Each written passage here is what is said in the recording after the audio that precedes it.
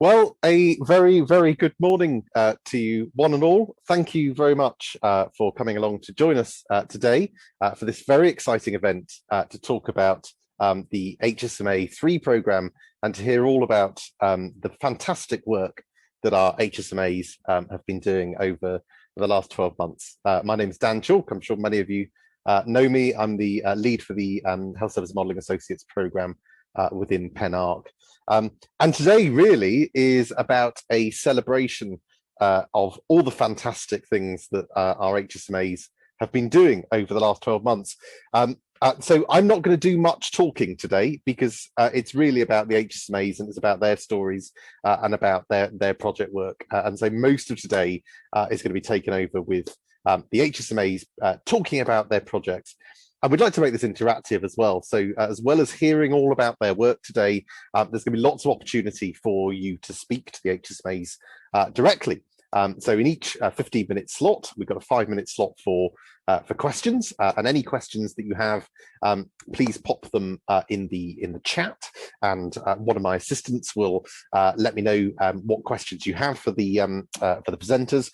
But also at the end of today's session, from 11:25 onwards, we've got a series of breakout sessions, and basically this is an opportunity for all of you to speak one-to-one directly with the HSMAs that have been on the course, to talk in more detail about their project work, and give you that real chance to interact with them. And so there are 5 breakout rooms in the session. You'll be able to choose which ones you want to dip in and out of yourself, and each one will be manned by one of the HSMAs that you are going to hear today.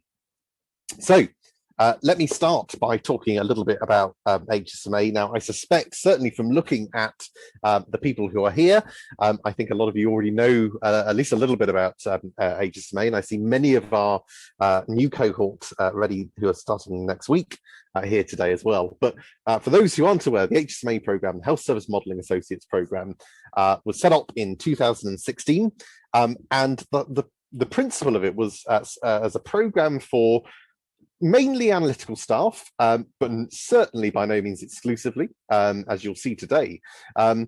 Staff who basically work in either health, social care or policing organisations, who have some sort of demonstrable analytical or computing or mathematical skills or a general kind of interest in that area. So, you know, we've got a quite a wide umbrella of people that we bring into this. And basically what happens, they're released from their usual role for about a day a week for a year, and they go through a 2-phase program. In the first phase, we teach them pretty much everything we know.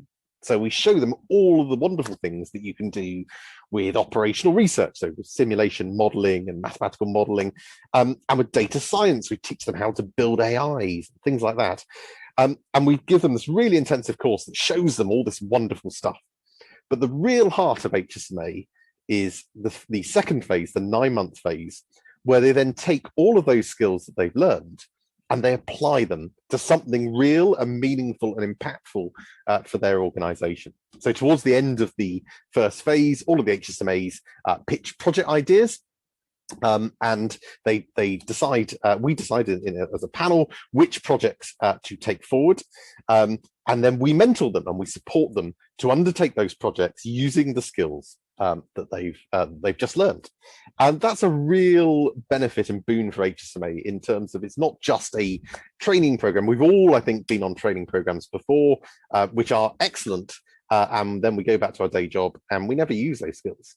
But this really builds in the application, and by building in the application, we build in impact. And today is about celebrating impact, not just in terms of the projects and the direct impact for services and for patients and for service users that these projects have had, but also in terms of the HSMAs and their organisations and the impact engaging with the programme has had for them.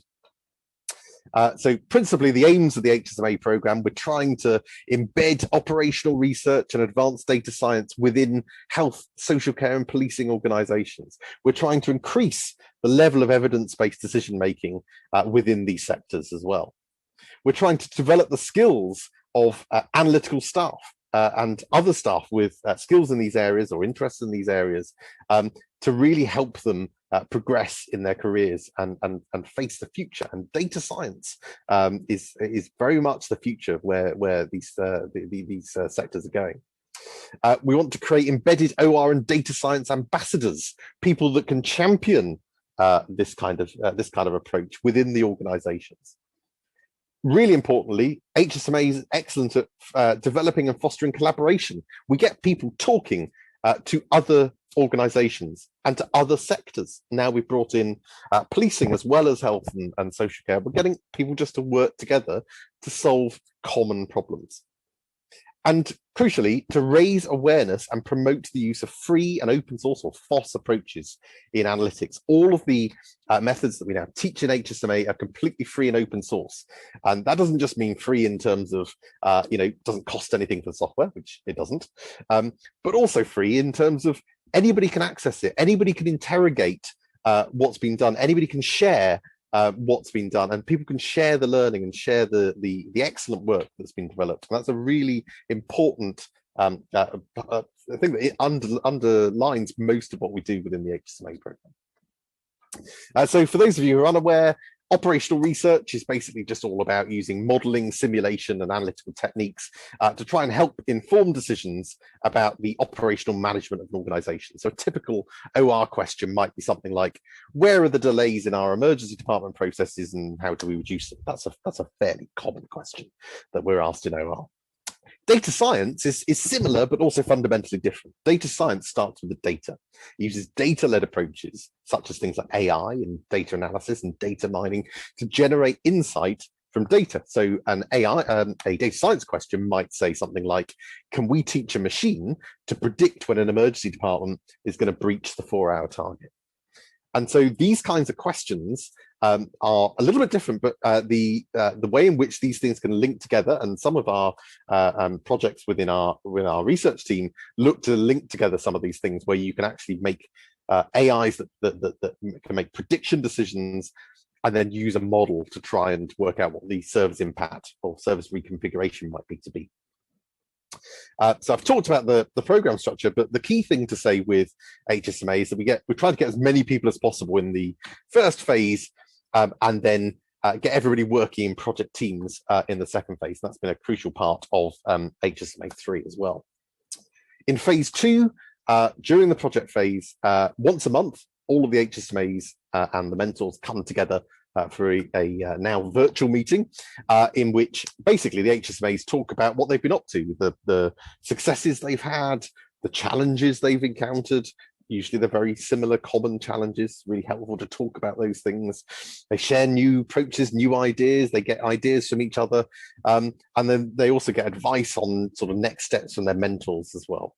And the learning set meetings are so important because they encourage collaboration, sharing, and peer support, which are really key pillars of the HSMA program. And they've been fantastic throughout the history of the program. So HSMA 3 specifically, obviously HSMA 3 was a little bit different to how we've done things in the past because this little thing called the global COVID-19 pandemic happened, and we had to pivot very quickly to try and work out what we would do, what HSMA would look like. And actually that's had a number of benefits actually in terms of how we've had to rethink things, which I'll come on to. But for HSMA 3, we had 40 HSMAs. That was made up of 30 HSMAs from health and social care organizations in the Southwest. We also had 10 what we call PSMAs. These are policing organization representatives. Various people from the policing organizations in the Southwest, plus the College of Policing. And this was a pilot that's been funded by the University of Exeter Policing Lab Fund in association with with Devon and Cornwall Police. That's been hugely successful, and we've long had an interest in trying to bring in policing into our work and also into HSMA to try and tackle some of these wider health and social care system issues as well. And we also, on top of those 40, we had another 10 of our alumni who joined us from earlier rounds, from HSMA 1 and 2, because the training had changed so much. So HSMA 3 was the first time we went full in on sort of free and open source and teaching how to code and things like that. So we had some of our alumni who came back who were able to learn, but also able to support some of the new HSMAs as well. We delivered 17 days of training in OR and data science methods. We did that last winter. I usually take quite an extended break over Christmas, and my goodness, did I need it last year, or after all that training. I don't think I had a voice left by the end of it, but it was fun, and I hope the HSMAs found it fun too. Obviously, because of the pandemic, we moved the entire program online, and actually that was quite useful in retrospect, because it allowed us to try and think about ways in which we could expand this program out. So up until this point, we've always delivered the program exclusively within our funded patch, which is the Southwest. But we always had this notion of trying to go wider with it because of the appetite for it. And so this gave us a way to try and work out what would a national HSMA program look like? And I'll talk a little bit about that in a moment. And actually moving online and working out the structures to try and keep all of the great things that make HSMA work, but moving it into an online forum, that really helped us to work out that kind of stuff. We took forward 7 projects into phase 2 of the program, and 6 of those projects are going to be presented here for you today. So just to give you a bit of an overview of all of the wonderful things that the HSMAs learn about in the training, you can see it's quite a broad selection of stuff. So we take them through from October, learning about this is OR, this is data science, isn't it exciting? These are the things you need to think about. These are some of the limitations as well. And then we teach you how to code. We teach everyone. We don't expect anyone to have prior coding knowledge, although some do. But we say, okay, everything we're going to teach you mostly is in Python, a little bit of stuff in the R language as well. We're going to teach you programming, and it's actually based on how I learned to code when I was 4 years old. So for better or worse, you're going to learn the same way I did. And we gradually take people through the principles of programming into how you code in Python, and then show them all the wonderful things that they can then do with that. And the crucial thing with all of this training is that it's targeted at applications. So everything we teach, whether it's pathway modeling, whether it's geographic modeling, whether it's behavioral modeling using agent-based simulation, all of these things are targeted at how you might apply this in a health, social care, policing setting. And everything is targeted around that because it's an applied course.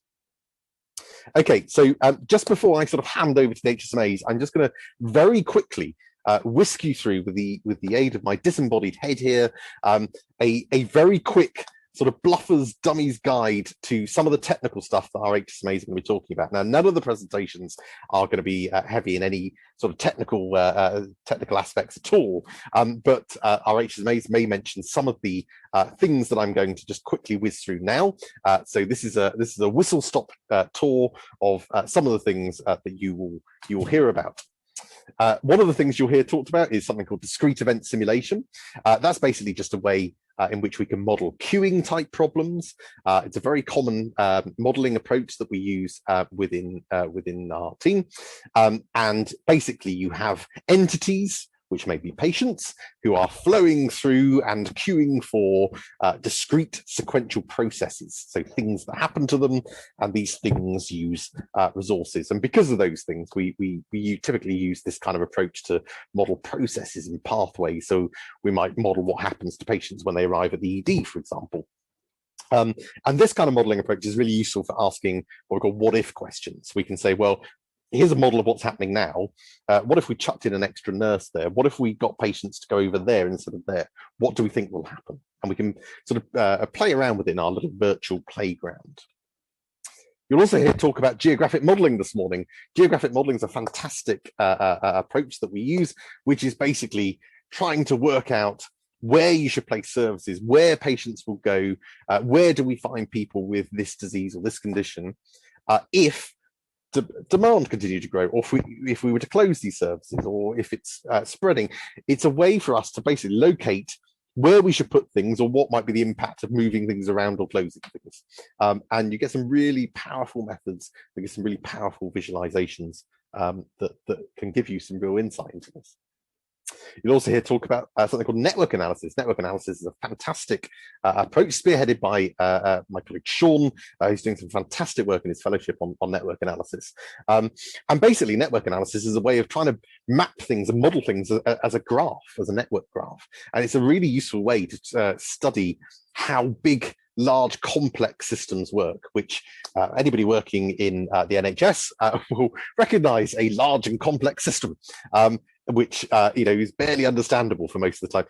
This is a great way to try and unpick a lot of that complexity, and to try and visualize it in a way that helps you understand things. So we can think about a graph as a service structure, for example, and think about the nodes on that graph as being various services, and the edges, the arrows that go between those nodes as being patient movement, etc. And it's a really, really useful way in which we can try and understand and unpick complex systems.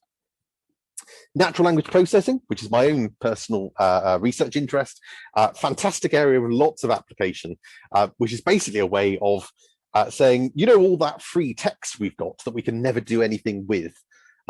Well, natural language processing gives us a way to tap into that data. It allows us to use AI-based techniques to automatically try and extract key information from free text. So we can do things like named entity recognition. We can automatically pick out certain types of thing like people or places or procedures or whatever it may be. We can do sentiment analysis. So you may have taken a patient survey, and you've now got 1,000 responses, and now you've got to sit down and read them. Or you could build an AI which will automatically go through, and it'll determine whether they're positive or negative, and it'll pull out the things that people are talking about positively or negatively. There's also a wonderful thing called sarcasm analysis, which we touch on a little bit in the course, which it's worth a Google. Turns out sarcasm is really hard to detect if you're a computer, which isn't surprising because it's really hard to detect as a human, certainly for me. And also something called relation extraction, which is where you're trying to identify the relationships between entities into something called relational tuples. But in particular, this morning, you're going to hear quite a bit about sentiment analysis. There's some great work from one of our HSMAs.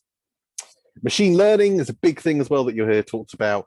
This is basically the big thing in AI, where you're trying to get a machine to learn, to make predictions and improve from data. So you're trying to get a machine to say, looking at these sets of inputs, which we call features, can I predict this output? Can I, and therefore, can we automate this? Or can we even see things that we can't, underlying patterns that we can't see as humans, or not consciously anyway?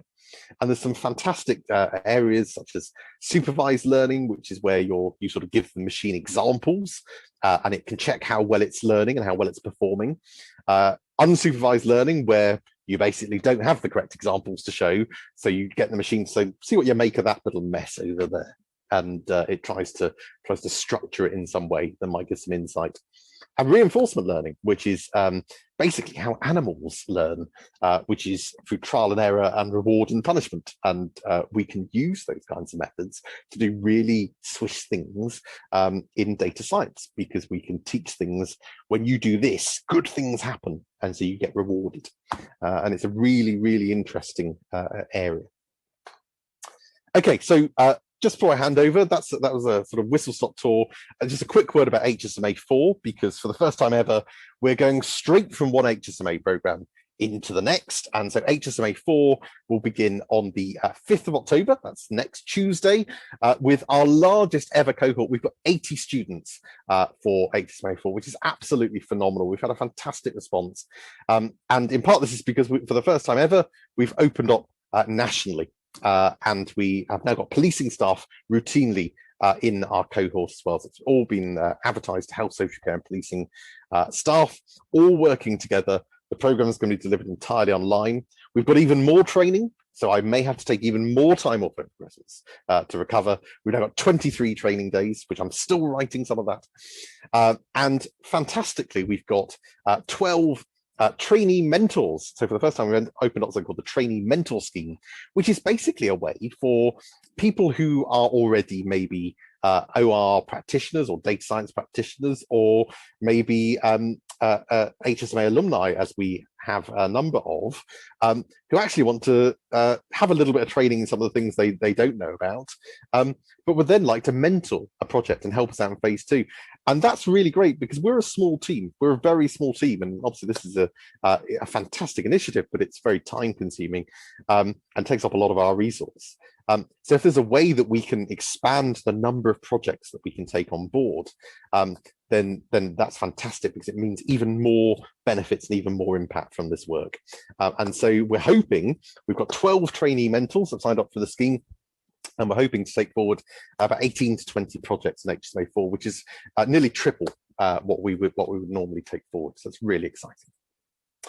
Okay, that's all I want to say. I'm conscious of time, but I just want to check with Sean. Sean, do we have any questions or anything that's sort of cropped up in the chat at this stage?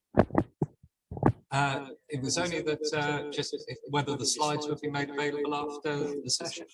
Oh yes, certainly, yes. So I will make the slides available, and also just to let you know, this whole session will be is being recorded and will appear on YouTube. We've got our YouTube channel. We'll circulate the link for that as well. So if you just can't get enough of my voice, you can listen to me on repeat. Yeah, all of this will be recorded. The only thing that won't be recorded is the breakout sessions that happen at the end. So if there is anything that you do want to capture from that, do make some notes, or if you want to you know, stay in contact with any of the HSMAs, then do ask them for their contact details, etc. at that time.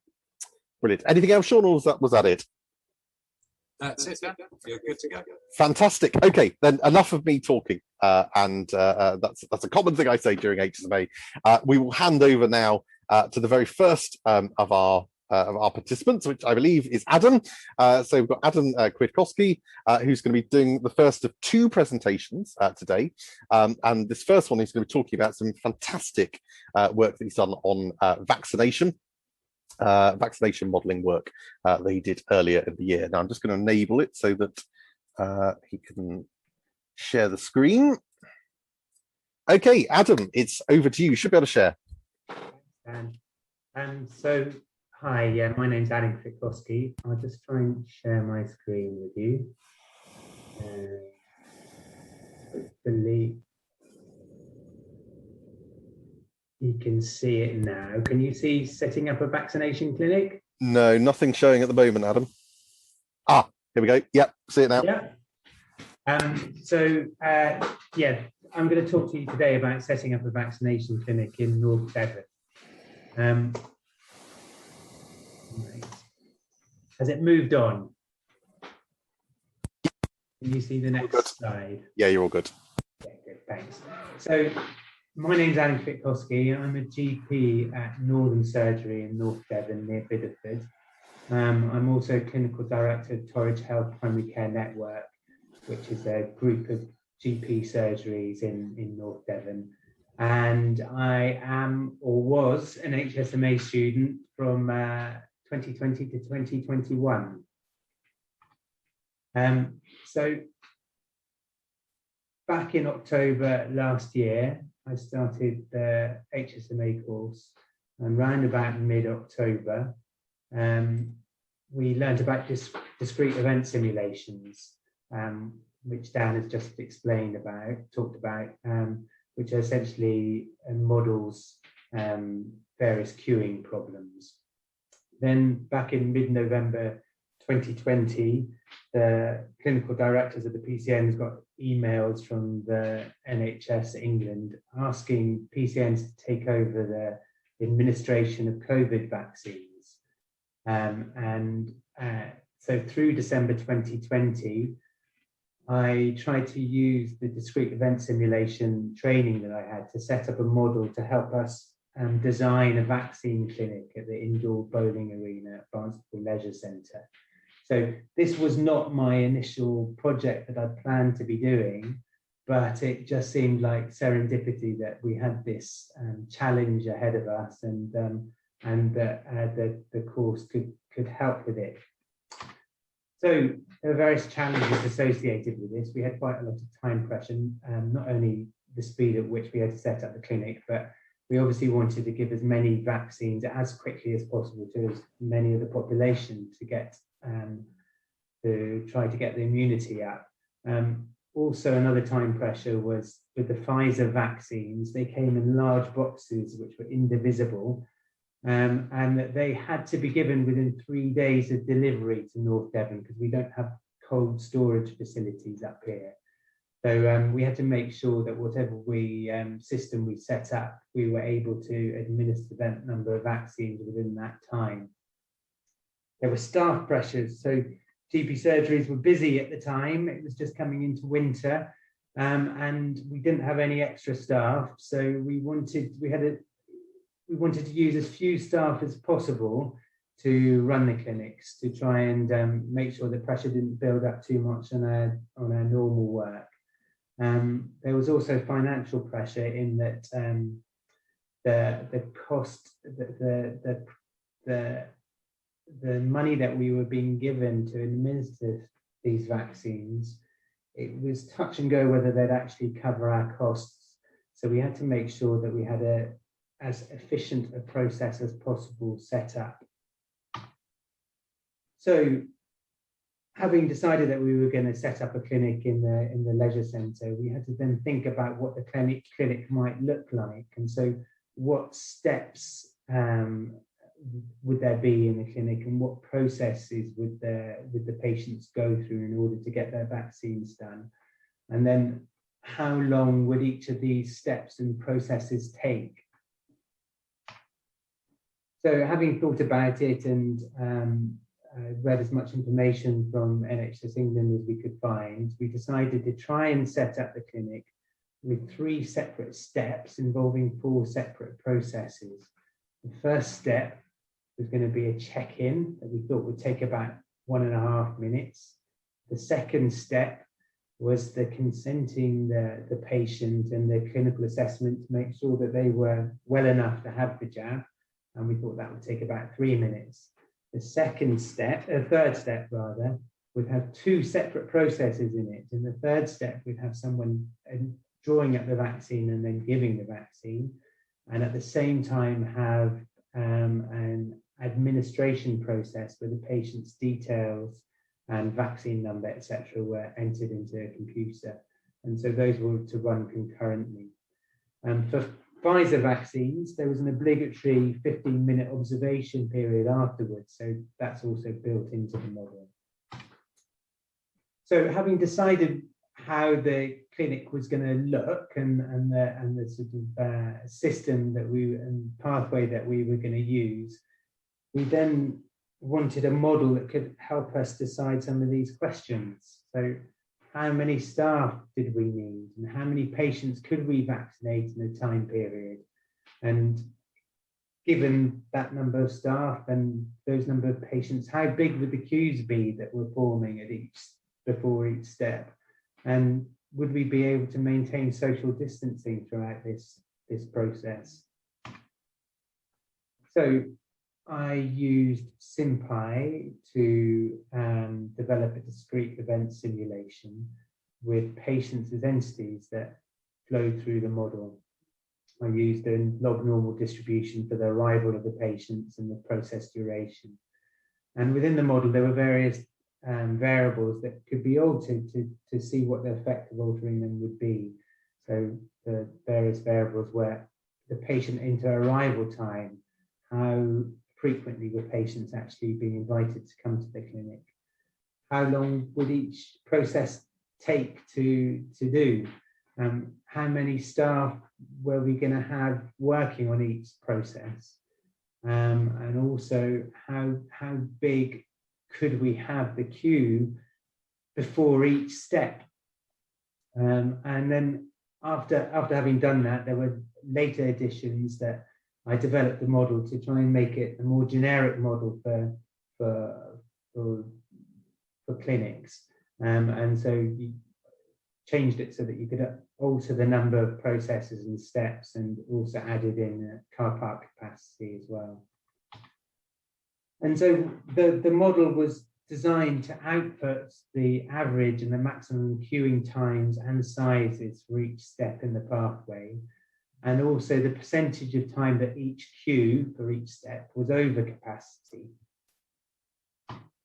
Having written the model and tried to check it out, I then published it on Google. I don't know if that's the right word, but I put it up on Google Colab, which is an open source platform where anybody can go to have a look. So I'm now going to try and change screens. So I think I need to stop sharing this one and share a different one.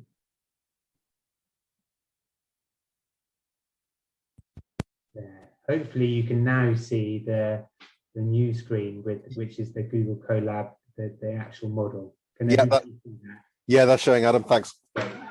So talking through the top bit here is a bit of a spiel about what the model does. So I put that it's designed to model a COVID vaccination clinic. It actually could be used to model any clinic where there's a one-directional flow of patients through the system. And it will predict queue lengths and times for each step and model car park capacity if needed. It will ask for maximum capacity numbers for the queuing areas for each step, and then output the percentage of time that these are being reached.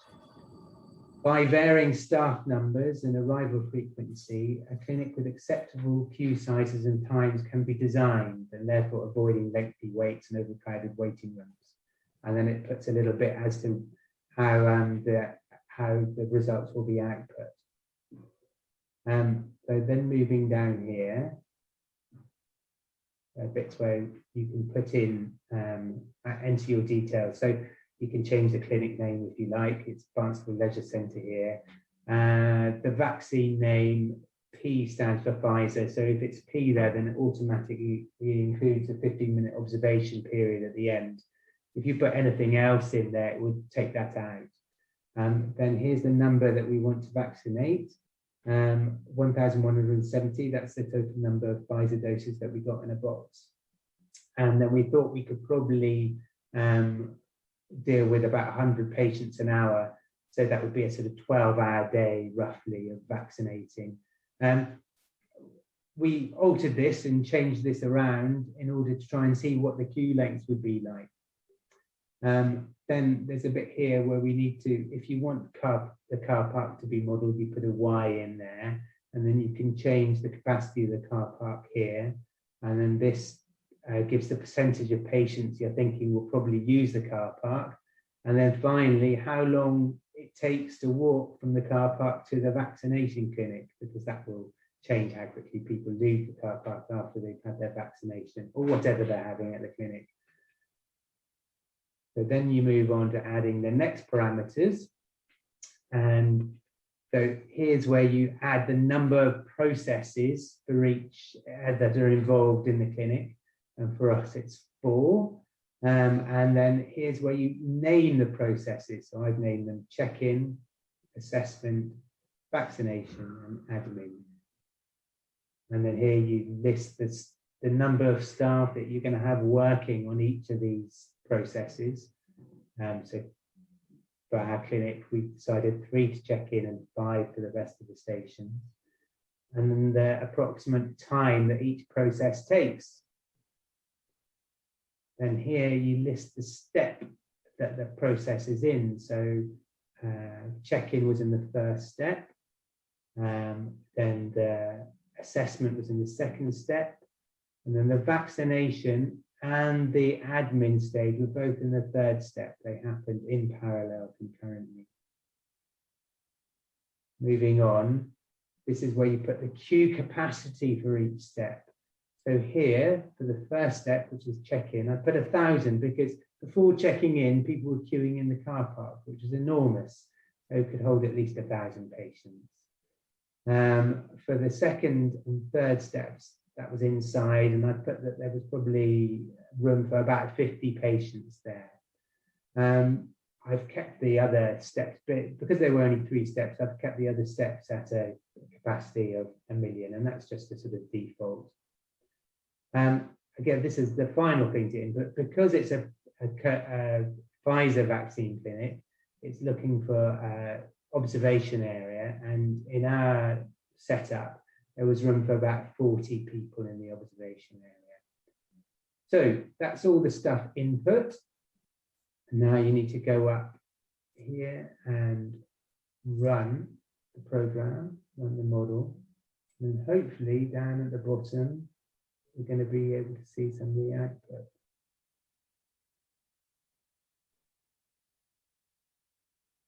Yeah, here we go. Okay. So here's how it's output. So it goes through each step.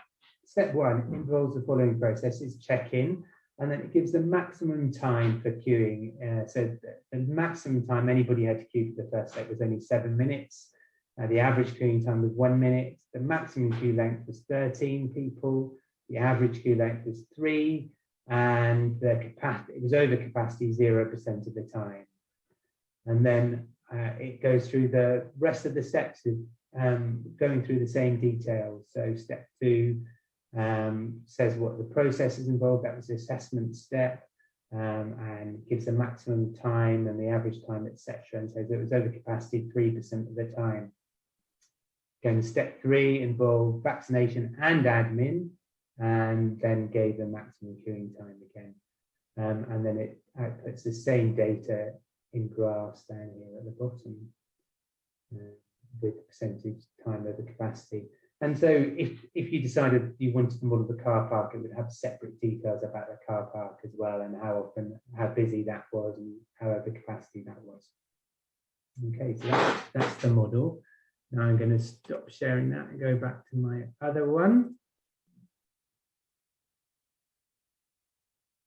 Okay, so having played around with that as far as the number of patients arriving and the number of staff and etc., we decided to set up the clinic with 3 check-in stations, 5 assessment and consenting stations, 5 vaccine and administration entering stations. And we gave the first vaccines right at the end of December, I think on New Year's Eve. By March 2021, we'd given over 40,000 vaccines. From then, the North Devon District Hospital took over the vaccine delivery, but used the same model in the same place. And so this is to finish off. This is a picture of the vaccine centre. This is the indoor bowling arena, Barnstable Leisure Centre. Patients would enter up on the left here.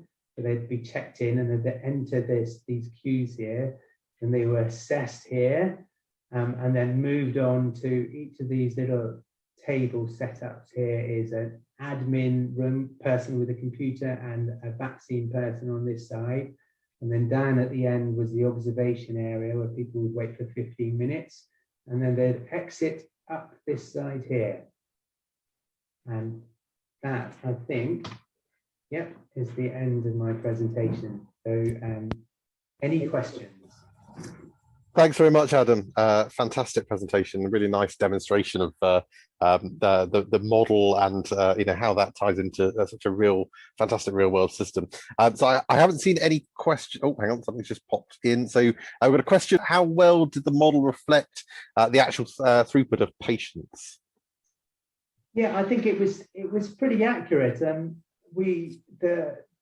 The places where it predicted that the queues would be biggest, that is where the queues were biggest. So it was essentially waiting for the assessment and the vaccine. And the observation area was never over capacity, so that was never a problem. And so I think it was pretty accurate. I mean, it was the sort of practical aspects that are difficult to model. For example, so when we started, we were vaccinating the really old and most vulnerable, and so each process took longer than it did as the weeks and months went on. So when younger generation came through, that tended to be a bit slicker. And then interestingly, actually, when it got to about 50-year-olds, it slowed down again because they started having far more questions. But yeah, generally it was it seemed to model it pretty accurately. Thanks, Adam. Got another question. Great presentation. Thanks, Adam. Curious about uncertainty. Did you do any work to quantify error or uncertainty in the model? No, I don't think I did. I think what I input that. So for each time that we ran the model, you'd actually run it 5 times, and then would take the average of that. And so yeah, by increasing the number of times that you run it, hoping to decrease errors there. But I think other than that, I didn't really look at the potential for errors and all the range that the errors might be. Yeah, no, great, thank you. With hindsight, are there any extra steps or things you might have included in your model?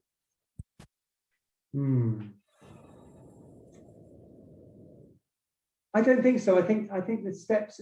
So the way we set up the clinics worked really well, and I think that the fact that the hospital are continuing and still vaccinating people with exactly that same setup is testament to that.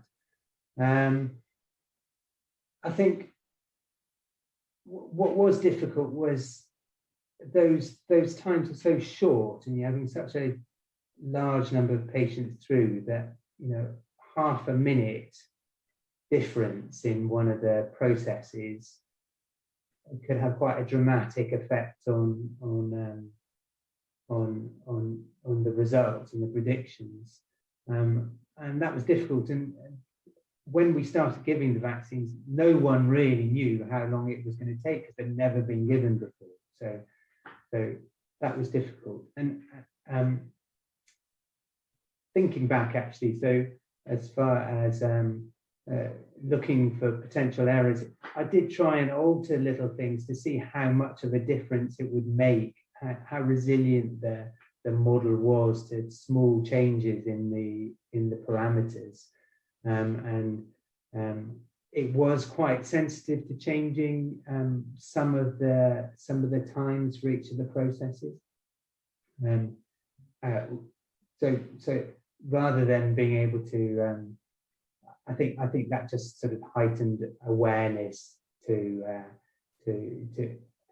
that made us, who were actually running the clinic practically, aware of the fact that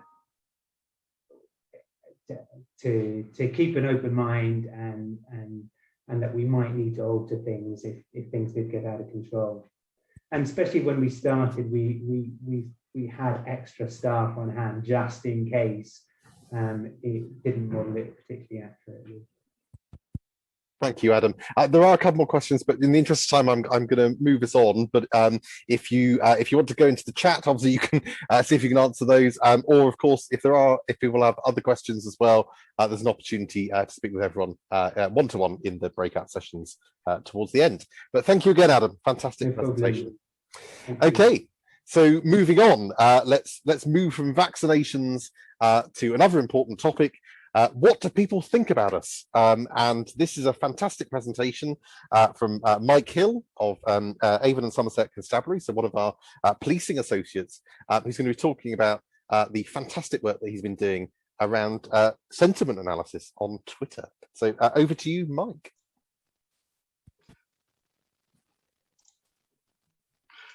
Morning, everyone.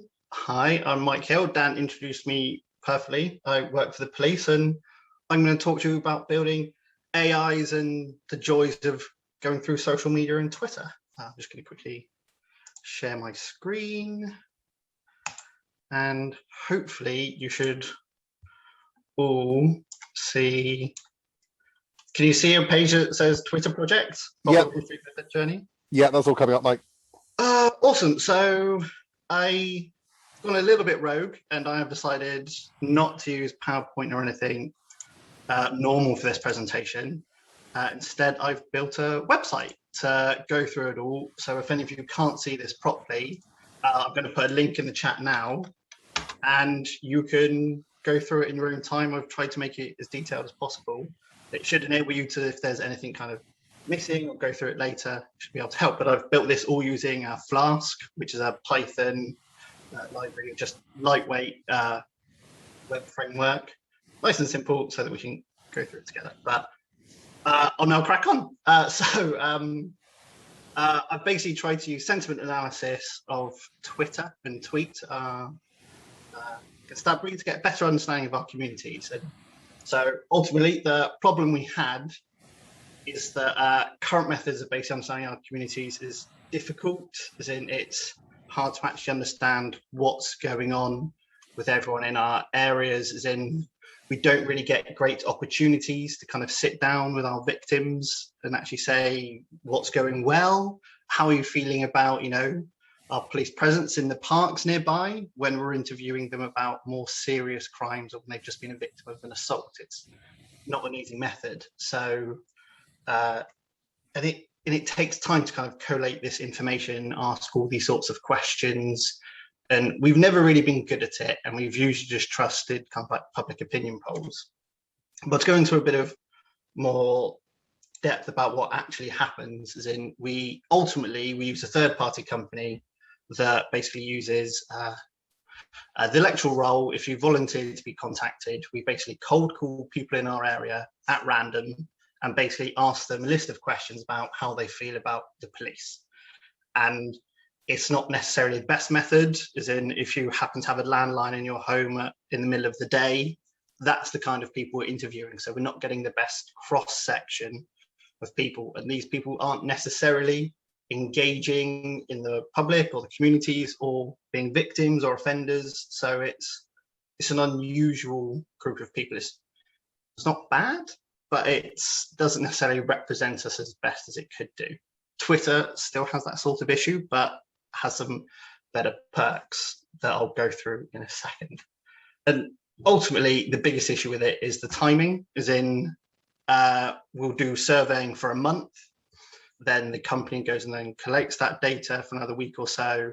We then get it back, and then we're always 6-8 weeks behind kind of understanding our community. So recently, hopefully you all saw the news about the Bristol riots. The police station I actually work out of was the one that got attacked. It was all quite difficult.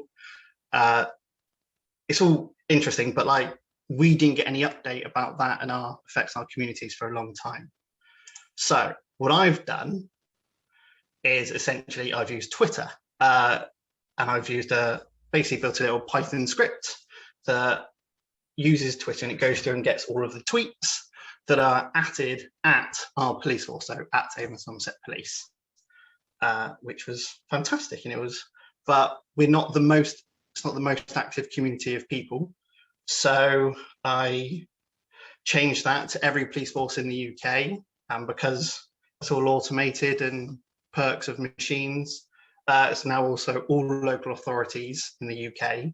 So I'm going through, scraping those tweets that are made at those accounts.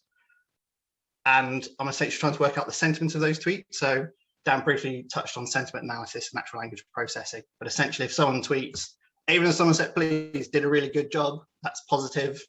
And if people tweet things like, Avon Somerset Police are rubbish, that's negative.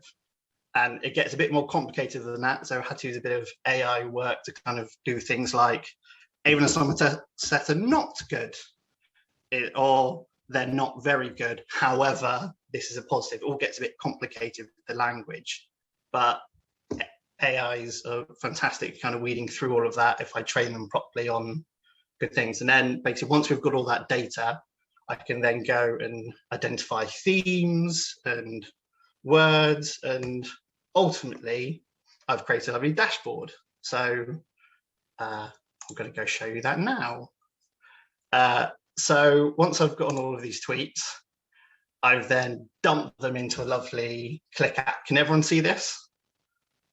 Dan, can you just say yeah? Sorry, yeah. Awesome, perfect.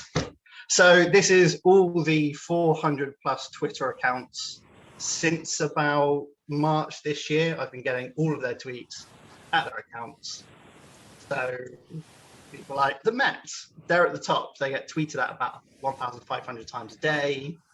Followers they have, tweets they have. And over here we can see all of like positive and negative ratios. As in, there's too many accounts on here. Like actually, we can see Avon Somerset Police Cadets. They're only get tweeted at twice a day. They're really minimal impact. So I'm just going to ignore them for now. And I'm just going to stick to police accounts to kind of keep it very focused. So over here on the right, we've got positive versus negative tweets. So Northampton Police have 73% of people tweeting at them are positive, 27% are negative, and unfortunately, down here in the bottom, the Met and Avon Somerset Police. Not our best, but however, we're one of the more engaging police forces with our Twitter account, so it works out. But it means that we can now start to do some really interesting stuff. So Like, for instance, we can just see how many tweets that is. So all police forces in the UK, 866,000 tweets I've gathered since February. If actually we include all the local authorities, we're looking at over 1.5 million. And generally they're positive. You can see positive versus negative tweets. But I'll just stick to, where is it? Hold on. I'm doing this all live with live data, so apologies. I'm hoping it goes really well because I updated the app this morning. So if we just stick to Avon and Somerset, we've got 42,000 tweets, and we're not necessarily the best tweets. And we can see down here how many tweets we get per day. And this really big spike for over 10,000 tweets. That's when our Bristol riots were kicking right off. But we can push that further into actually start looking at the details of those tweets. So the accounts that are most used, the words, the hashtags. So Kill the Bill's a big one, Bristol protests, M5. Obviously we care about the M5 because it goes through our area. But we can now start like filtering through these things. So actually if we just go on, police brutality is a good one. We can then start seeing the words that are using it. So like violence, protested, confronted, public, peaceful protesters. So we can really start to get a feel for what people are saying and which people are actually engaging with these sorts of ideas. And then we can take that even further into how that sentiment is broken down to negative and positive and neutral, because some people are just stating facts. And this little section over here is sarcasm. And this took a little bit of jigging and poking to work out, but it's where people have used conflicting emojis to the data they're pushing. I'll talk about it a little bit more in detail in a second, but it's essentially going like, Avon and Somerset are terrible. Lots of happy, smiling emoji, laughing, crying faces. So that confuses our systems. It goes, oh, smiley emojis, really positive. However, the context is negative. So actually we think they're being sarcastic. And actually we can like just push that further into more details. But I can also just get into then all those tweets and what they're actually saying and how many times they've been retweeted or favorited. So actually the top favorited tweet is about battering protesters during the Bristol riots by Jack Sherwood. It's a fairly negative tweet, and you can see all the emojis he used. So we can actually start doing all of this data. Or if I get rid of the Avon and Somerset account, I can actually now see a map of the UK broken down by police force, actually see who's using the hashtag police brutality. And it's actually Gloucestershire police are being atted at more than us for hashtag police brutality, which I always find quite interesting. And if we just go back to the sentiment quickly, I can now start doing some interesting stuff. So if I select sarcasm, I can go back to our police map and I can show you how sarcasm breaks down across the UK and police forces. And it's actually North Yorkshire has the most sarcastic communities engaging with their forces. And if we go to negative, there will be no surprise, the Met stands out. No one likes the Met. But if I just go back to my presentation and see how all of that, so that app sits on our police systems because that's where we use all of our data. But ultimately, it's been really useful to kind of just expand the knowledge of how well Python open source software can be used to actually get this information. It's all automated, running daily, so we can actually see the impacts on our communities the next morning from yesterday. So we can actually start doing faster and smarter working with engage with our communities, and especially with like greater insight on what they're going on. And actually, more importantly, around our Bristol riots, we had so many tweets, and our social media teams had to collect them manually, literally take screenshots of all of those tweets. And I was like, oh, do you just want to download my file? Here you go, here's them all collated with dates, times, everything, all in a lovely usable format. So what took them over a week of manually doing, I gave them in minutes. So we're seeing actual like real benefits to our force and actually just freeing up time because we're now using open source data, and it's just working really well. And I made these pages before I'd actually automated it. So we've got a little issue that we can't actually host Python on our police systems and using our police software because it's open source and IT don't trust it. However, with this project and showing that we actually have a purpose to use it, we can use it with our own data to monitor our own, doing sentiment analysis of like victim statements and doing all of those sorts of, saying the words in context. We now actually have the business case has been approved and our servers being installed hopefully within the next 2 weeks. So we can actually have this on there. So we've actually already seen a real benefit to this. And it's also like automating it, as in, because I was running this manually, Python Anywhere, it's a website where it basically lets you run Python scripts, and with a free account, you can actually set scripts to run. So I've used that. So all of this now runs every morning. I just get up and I download a file rather than running my scripts. And I wanted to make a version public. So actually all of Twitter's data is public. It's part of the reason I used it. So I wanted to make a version public. And actually this morning, I've just kind of finished doing it. So if we actually go to a dashboard, which you should all be able to see, it's not as good as my one that I've built on police systems. So it was a Click developer, but it shows just the last 7 days, how many people are tweeting at police accounts, even as some set stick in the middle, tweets at per account versus followers. So we can kind of see like activity of accounts, and actually then the size is kind of showing how many total tweets that account has put out. I've done the same graph, ignoring the Met, and then I've also thrown in this count of positive tweets versus negative tweets for each account. Again, the Met just kind of really smashes this, so I would prefer like a ratio, but this is something I've only just started to get going. And I know someone just asking about it beyond 7 days. Yes, however, I've only used 7 days because I've only been building it this week. And I just want to say, like, HSMA has just really kind of helped kind of push this forward from going to someone who's never really used Python to now being able to scrape Twitter data and analyze sentiment using AI and then put it all in a public forum. Then just seemed a bit ridiculous from before, but hopefully using Dash in this new web app that you can all go and access if you follow the link and go through my presentation, hopefully it'll just be evolving over the months to come to actually show more than 7 days worth of data, some of those better visuals, just probably ignoring the context of the tweets, so that we can actually kind of engage it. Because I know that during the course, and speaking with some of our colleagues from other forces, they wanted to use this sort of information. And it was like, oh, cool, you can have my code, but then we're both doing the same thing. Whereas actually now I can create a public space where anyone, including our communities, can engage and look at this information and what we're recording about them. So yeah, as in, I think it's just been really positive. Does anyone have any questions or details? I know I've probably gone a bit over my time limit.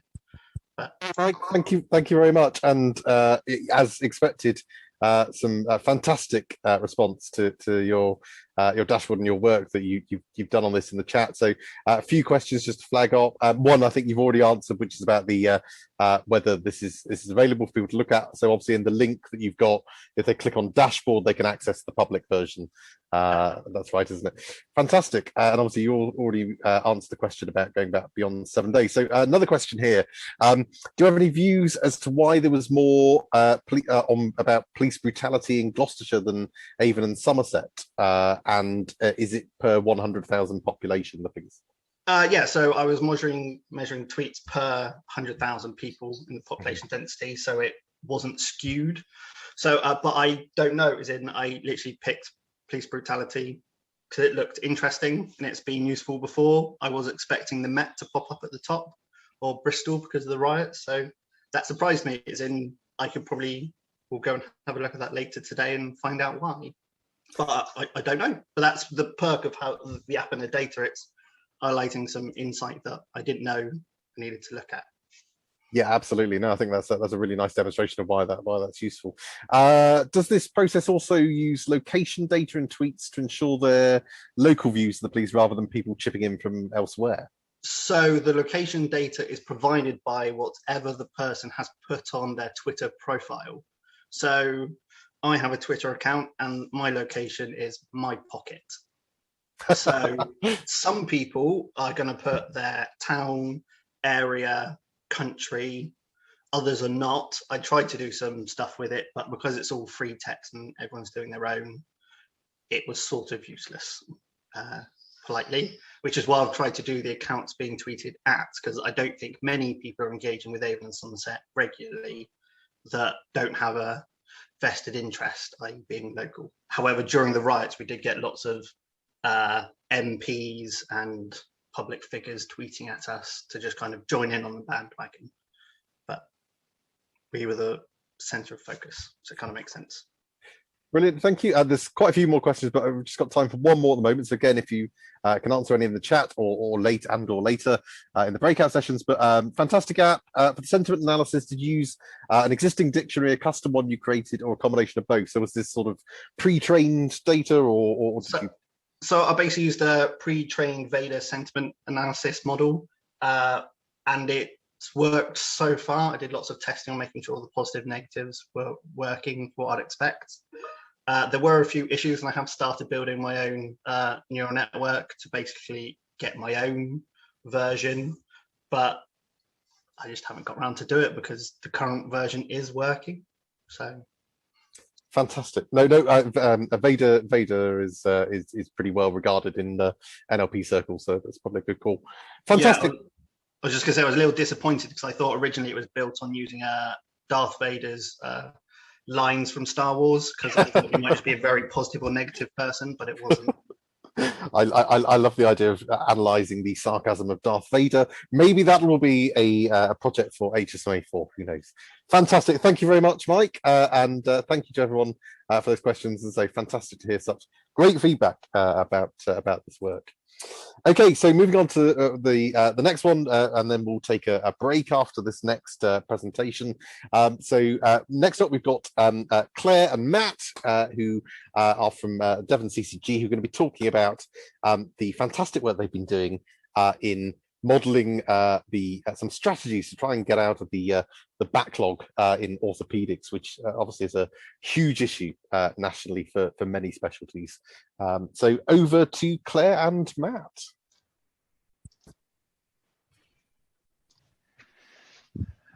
Okay, I'll just try and share my screen. Hopefully you can all see that. Yeah, that's coming up, Matt. Cheers. Okay. And then hopefully you can see our slides now. Good morning. My name is Matt. I'm an analyst in the Devon CCG BI team, and myself and Claire were the project leads on this HSMA project, which was to model the orthopedic hip pathway. We were heavily supported by Lee Coulson, who's in our team as well, and he's currently doing health and data science MSc at Exeter University. And we were also supported by Imka and Zoe, who are senior information analysts at the RD&E. So as of July 2021, NHSE statistics show that over 686,000 trauma and orthopedic patients are on the waiting list, and over 270,000 of these have been waiting over 18 weeks, with nearly 63,000 waiting over a year.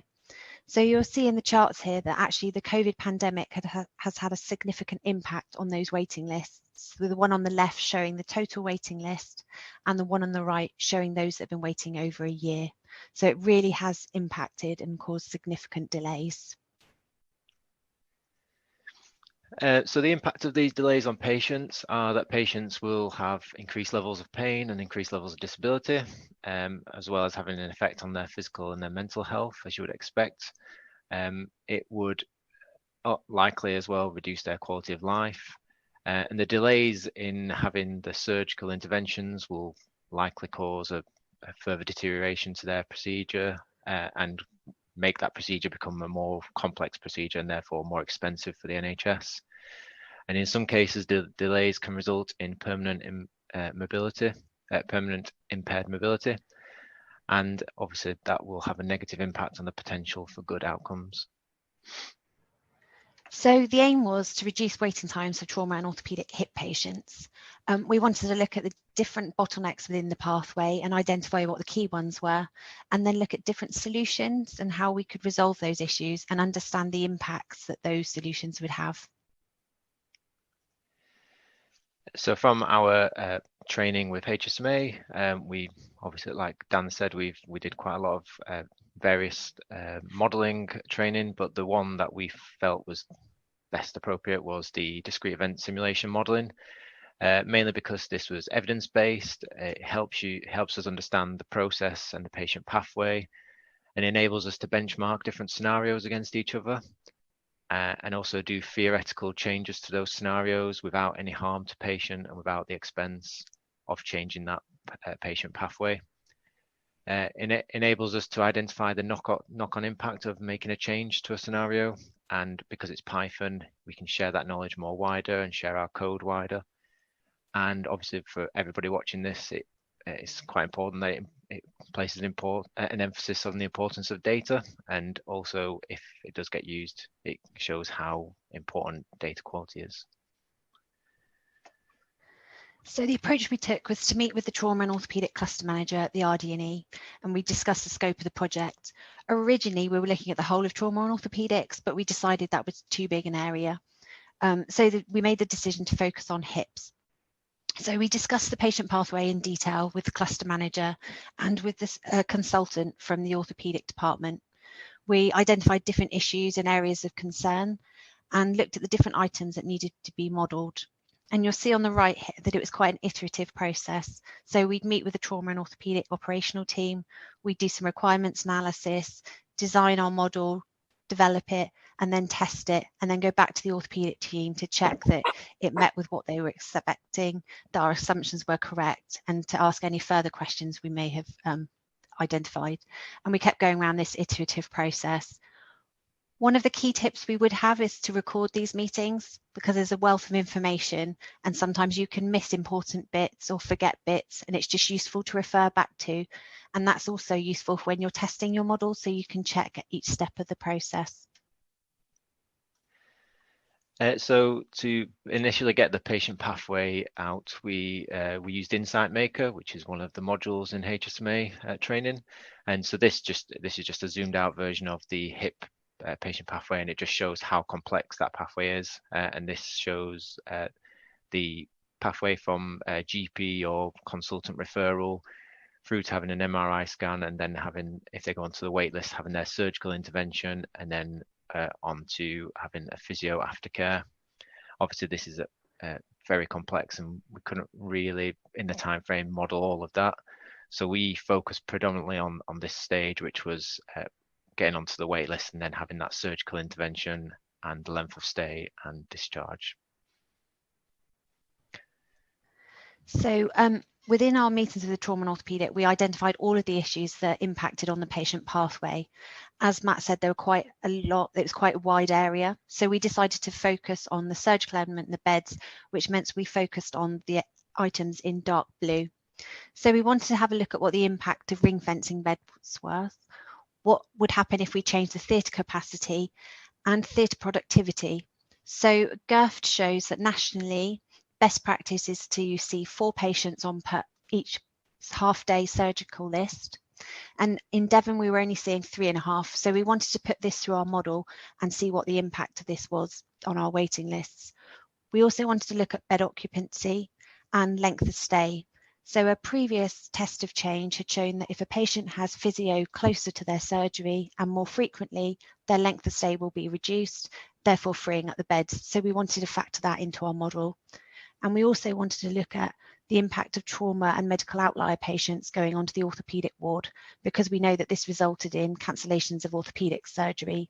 So these were the areas we decided to focus on in our model. We use SimPy to model the scenarios. So we allow various inputs to go into the model, and this was activity, number of beds, number of diagnostic machines and theatres. We also allowed the user to put in the average throughput on that surgical list and their average length of stay. Once you run the model, patients are created. Each patient will request a diagnostic machine resource and then a percentage of those will continue onto a surgical waiting list. Once they're onto a surgical waiting list, they'll request a surgery resource and a bed resource. And once both are available, they'll go in for their surgery. Once they've completed their surgery, they then recover in bed. And once their length of stay is complete, they will be discharged and the bed resource will be released. So this was how the model worked. And then the outputs of that were the waiting list and how long patients had been waiting. So we're just going to do a quick live demo, so hopefully this will work. This is just going to be a quick demo just showing a 1 year period. So in this scenario, we're going to have 3 beds, which is 3 male beds and 3 female beds. The surgical throughput will be 2.5 surgeries per day, which has been prorated down because hip surgeries don't happen daily. At RD&E, it only happens 3 to 4 days per week. And we've also done another scenario of 5 surgeries per day. So what would be the impact if it was doubled? And then a hip length of stay of 2 days per 2 days. So if we just hit F5 on this, and the model will start running, hopefully, if we don't have any IT issues.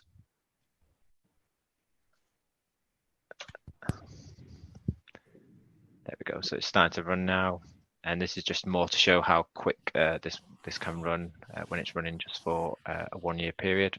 So you can see in the console down here that the patients go through the system, and then that's the first scenario finished, and then the second scenario will finish just now. And the output from this is this bed queue, which this is the first scenario of 2.5 surgeries per day, showing that the bed queue is between 10 and 30 throughout that first year. And then the second scenario is showing 5 surgeries per day with the same beds and same length of stay. And you can see there's not really any bed queue. If I just go back to showing my slides. So we did a few, obviously some more realistic scenarios and for longer periods of time, which obviously we couldn't do in this presentation because it would take a lot longer. But the top left here shows the real world scenario that we could get to, which shows 3 male and 3 female beds with an average surgery of 2.5 per day and length of stay of 2. You can see we've got an exponential growth in the mean bed queue. And if that surgery per day was to fall to 2 surgeries per day, which is just below that on the bottom left, you can see that exponential queue goes quite significantly higher, which it multiplies by probably 5 or 6. And then on the top right, we see what would happen if the length of stay was reduced by 1 day. And you can see the bed queue is then fairly static and fairly not really any exponential growth. And then the bottom right shows what would be the impact if your surgery per day was the same and the length of stay was the same, but you increased your beds by 1. And that shows that the queue is pretty minimal and just a few random spikes. So next steps, we've carried out quite a lot of testing and validation on the model. This is identified a few issues that we want to look at in more detail. So we're going to do some further validation and testing. We're going to present it to the acute trust, initially to the RD&E to check that it mirrors what they're expecting to see, that they're happy, it reflects their pathways, and to identify the scenarios that we've used are correct. Then we'd like to share it with some of the other trusts around the local area. Because it's in Python, we can share the code and reuse it for other projects or other pieces of work, and we can share it in other forums, so that's really good. We'd also like to use it internally for long-term planning and to support some of the decision making that goes on. And long-term goals are to develop the model further to include that wider pathway, so some of those outpatient elements of the pathway and that rehabilitation that we haven't had the opportunity to add in yet. That concludes our presentation. Are there any questions? Thank you both. A fantastic presentation of such a timely issue that I know that we're all very acutely aware of, and such a fantastic demonstration of how this kind of modelling can really generate insights into exploring scenarios. I haven't seen any questions on the chat unless I've missed them, but does anybody have any questions? Please feel free to unmute yourselves and pipe up. Oh, hang on, we got one just come in. What kind of methods do you think you'll use for the model validation? So at the moment, sorry, Claire. Yeah, so I was going to say we've done quite a lot of validation testing. We've been looking at what the impact is on the RTT. So looking at how, sorry, apologies, getting loads of emails through. Yeah, we've been looking at the mean RTT list and incomplete RTT list in terms of how it performs against 18-week targets, and trying to see if that mimics what we're seeing in the national published data. So that's been some of the validation that we've done to date.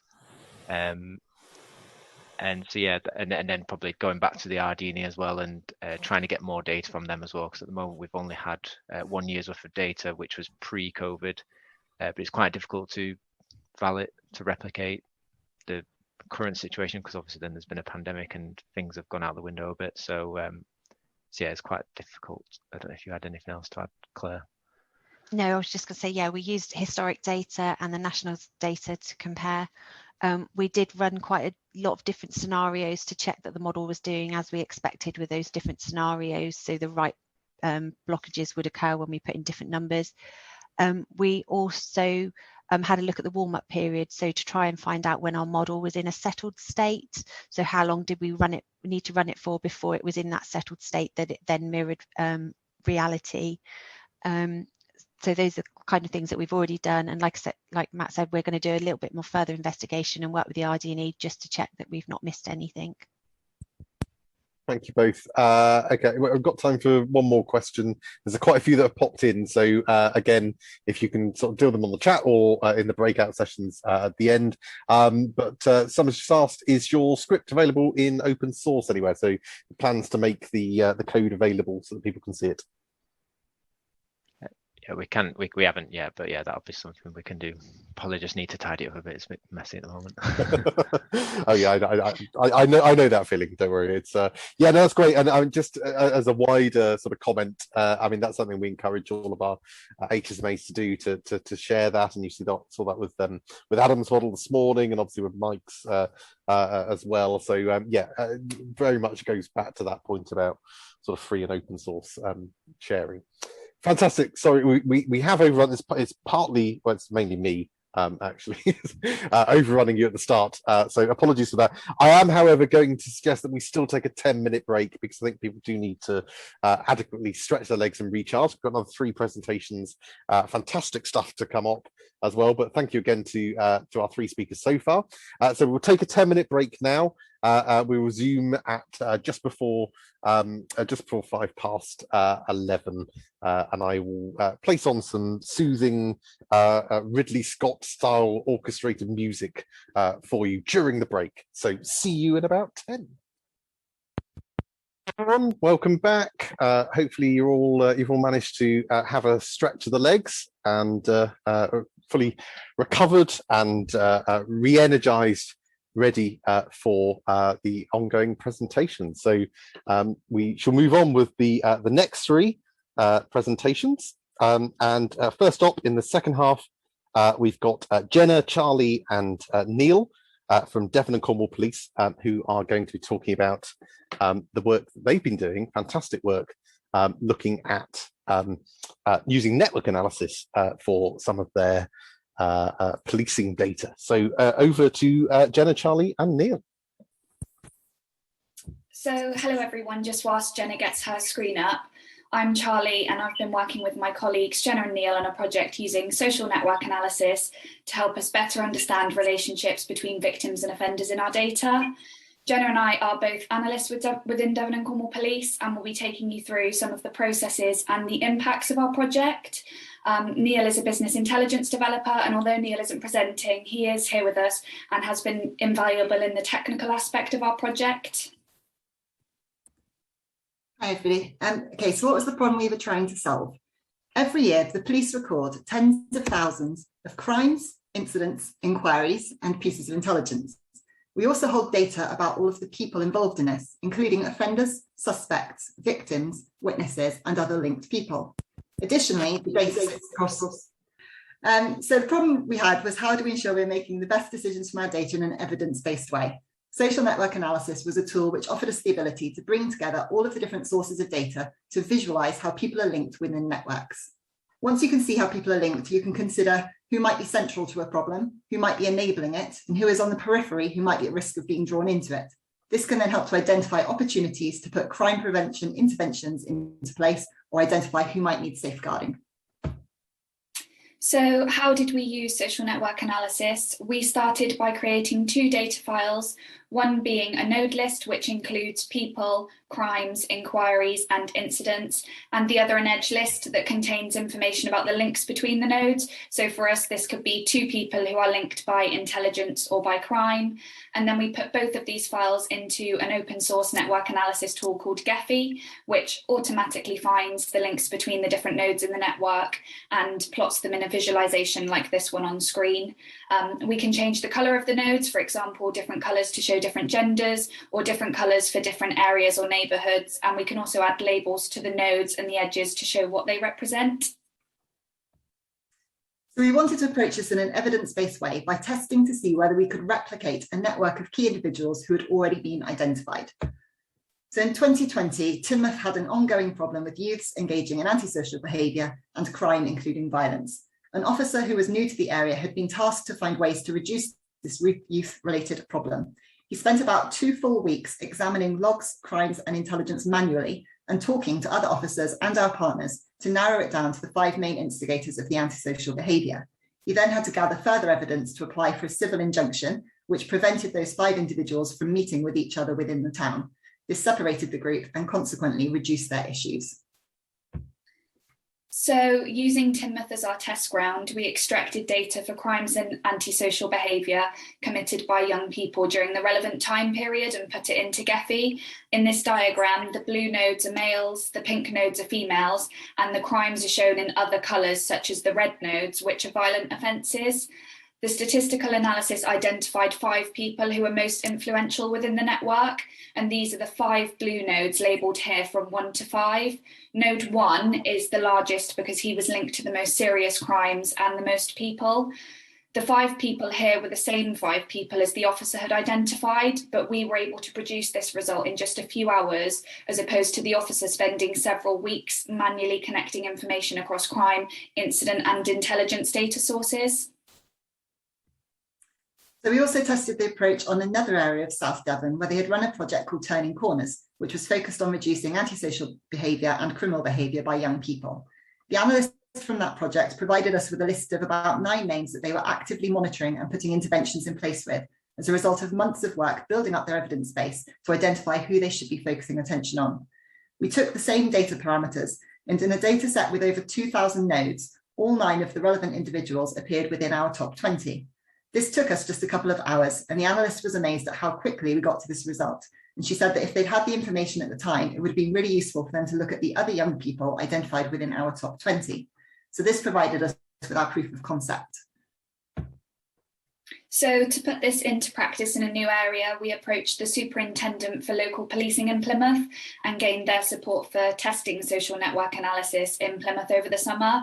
And the only condition in doing this was that it should support their strategic objective of reducing violence. So we started by conducting a workshop with various officers and police staff to demonstrate social network analysis to them. And we then discussed various ways in which it might be able to assist in identifying networks of people involved in violence so that they could put in place appropriate interventions and safeguarding. And one of the areas they were particularly interested in was youth antisocial behaviour.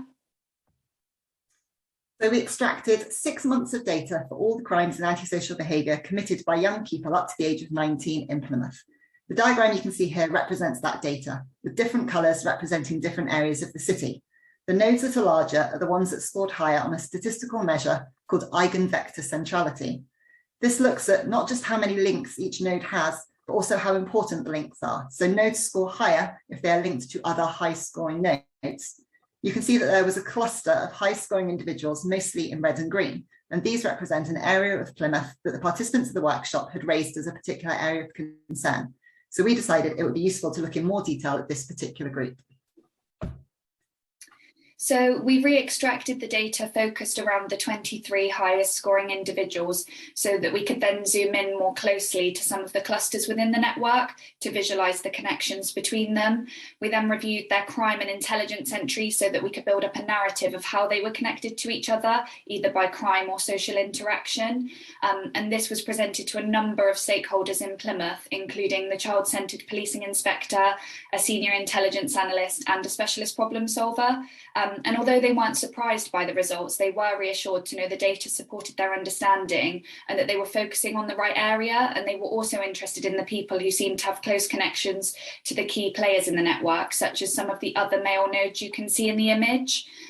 And they also commented on how easy it was to understand the data and see what it meant, which we felt was really good feedback to get when you're presenting something that's technically quite complex. So we then shared the information that we had produced with them so that they could take the key findings to a multi-agency meeting around youth issues in the area that we'd identified. And I think they found it particularly useful knowing more about the young people on the periphery of our network.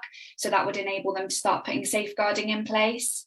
So we agreed at the meeting more research would be done around those individuals, which should help to prevent these young people from being drawn into antisocial and criminal behaviours and help to reduce violence in the city in the future. So to reiterate, we think that one of the main impacts of adopting this approach is making far better use of our data and saving people a large amount of time from trawling through information in a manual way. We've also been experimenting with other ways to use network analysis. For example, we have been exploring how we could understand repeat victims and offenders of domestic abuse better through looking at how groups of people are connected by domestic abuse crimes and inquiries. We also built a network around a single high offending youth, which we shared with the officer in Plymouth who had requested it. He says that he used it to show his wider team how extensive the young man's levels of influence were within Plymouth and to look at opportunities to safeguard and divert those associated with him. He also placed it on their briefing system to generate conversations with other work streams about using different methods to understand our most problematic people. We ran out of time for this project, but we'd also like to try building a network around a single hotspot area for violent crime. We recently presented our project work to our Evidence-Based Practice and Innovation Board, and that's generated a lot of enthusiasm for the approach. For example, the Superintendent for South Devon wants to discuss how he could use it in his area. There is also the potential to expand this work beyond just the police to a multi-agency approach. Particularly in relation to the work around young people, we think that schools and children's services could hold a lot of data that could help to enrich the picture.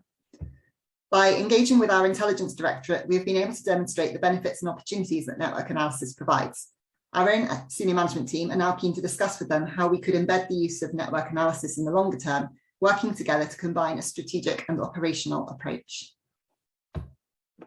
As with any new project, we faced several challenges around information assurance and our initial setup. So the HSMA course uses a lot of good open source tools, but our force had concerns about downloading these resources onto network computers.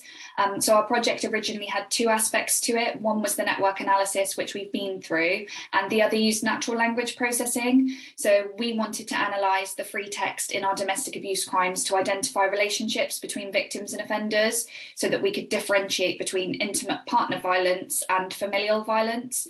So we built a model and ran test data through it. And doing this, we achieved about 72% accuracy.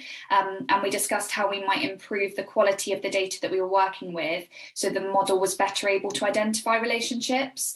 Unfortunately, we couldn't send any larger data files to our standalone laptops, but this has provoked conversation around making best use of softwares that are available to us, and a business case is going to be submitted to evaluate whether there is a solution to enable us to have this software on our network computers. And I think that the work that we've done to date on the HSMA project has demonstrated the considerable benefits that using these tools can have for our organisation, and will be instrumental in making the case for finding solutions that will enable us to use data science techniques to support policing in the future. Throughout the project, we've been aware that there are potential ethical issues with using intelligence in network analysis. For example, if there had been a particular operation where increased intelligence was submitted about a group of individuals, this could be reflected in our network and create bias. Also, so far, we haven't taken into account the grading of the intelligence, so some of it could be unreliable. We're also conscious that without partner data, our network analysis is currently biased towards police recorded data. But a benefit of this approach is that it presents opportunities to see where we have gaps in our intelligence that we could seek to fill. These considerations around data quality and ethics are something we would look to progress with the relevant departments when taking this work forward in the future. Thank you for listening to our presentation. Does anybody have any questions? We've got a question from Tim. Please clarify how accuracy is being measured in the project.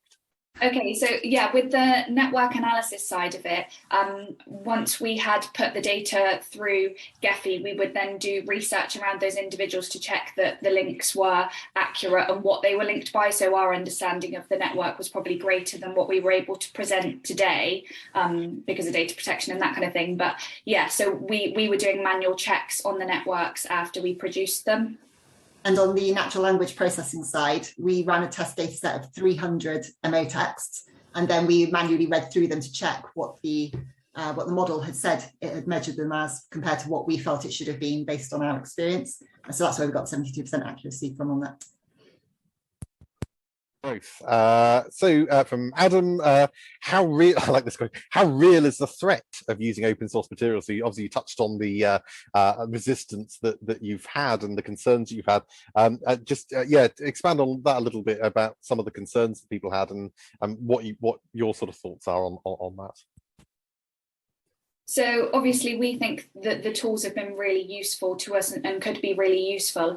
I think that the issue for our IT and information assurance departments is that obviously our networked computers hold a lot of data around people, crime and that kind of thing, and having maybe an open source tool on there that the force hasn't bought into and there aren't the same kind of security checks around it would potentially be an issue. So we were using standalone laptops for the project, so we were having to check through all of the data that we were sending to those laptops that it had no personally identifiable information in it. But I think hopefully going forward, a bit like Mike was saying, that there might be a workaround, and that's why the business case is being submitted alongside our project as evidence for the usability and the usefulness of these tools. Yeah, no, absolutely, and I think that's something that we've very much seen, isn't it, throughout the program, is that once people can, and I get it, I understand it. We're dealing with sectors that in health and policing that traditionally used proprietary software, mainly from Microsoft, as many other sectors have, and I think there's an inherent distrust about free and open source. But it's really nice to see that when people can actually see the benefits of this and how it sort of frees you up from some of the shackles of that proprietary and allows you to share. And it certainly, from the NHS perspective, the directives coming centrally are very much that we should be pushing towards free and open source. And so I think we're getting there. We're chipping away gradually. I'm sure it's not going to be overnight, and I think a lot of our new cohort are going to suffer similar problems at the start, but hopefully we can continue chipping away at that. Fantastic, thank you. We've got one last question before we move on. Any thoughts about extending the project using a citizen science or citizen policing approach to identifying problem areas even further? Not entirely sure what's meant by a citizen policing approach. I mean, obviously we're aiming to use a data-based approach. So starting from the point of view of taking large sets of data and using that to identify the problem areas, rather than whoever shouts the loudest, is the area you look at, kind of thing. I don't know, maybe you could clarify what you mean by citizen policing. Tim, are you able to clarify on that?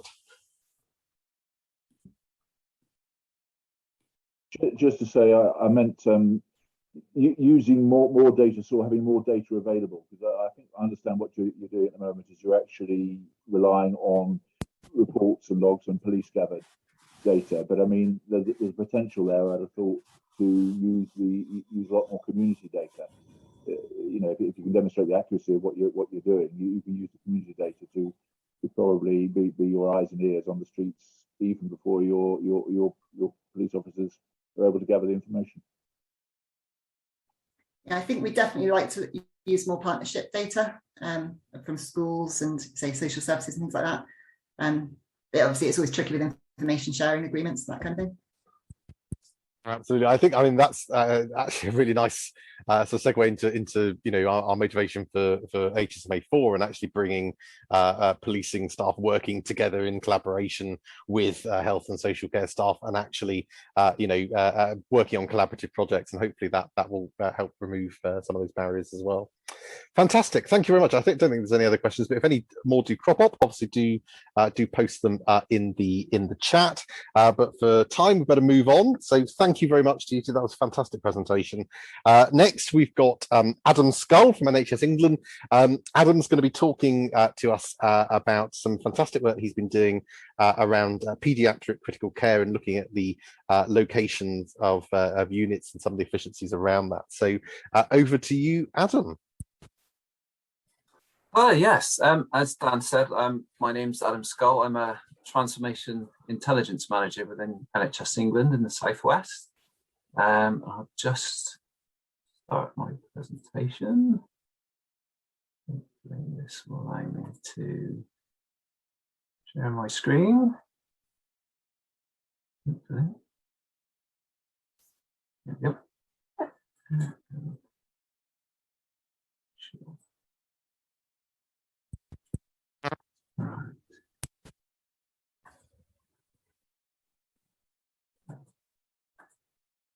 Here we are.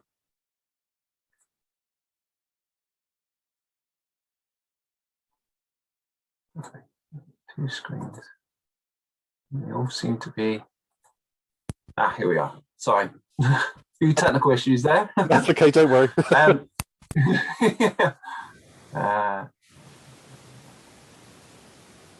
Okay, cool. Right. So yeah, I'm going to talk about my project on simulation modelling of the paediatric critical care system in the southwest of England. So just a quick bit of background that formed the basis of the project idea. In November 2019, the Pediatric Critical Care and Surgery in Children Review was published. Within it, it proposed 3 new tiers of paediatric critical care. So level 1, which is high dependency, level 2, which is specialist high dependency, so slightly more specialist care, and level 3, which is intensive care. It also recommended bringing care closer to home by means of bringing the level 2 unit more geographically closer to home.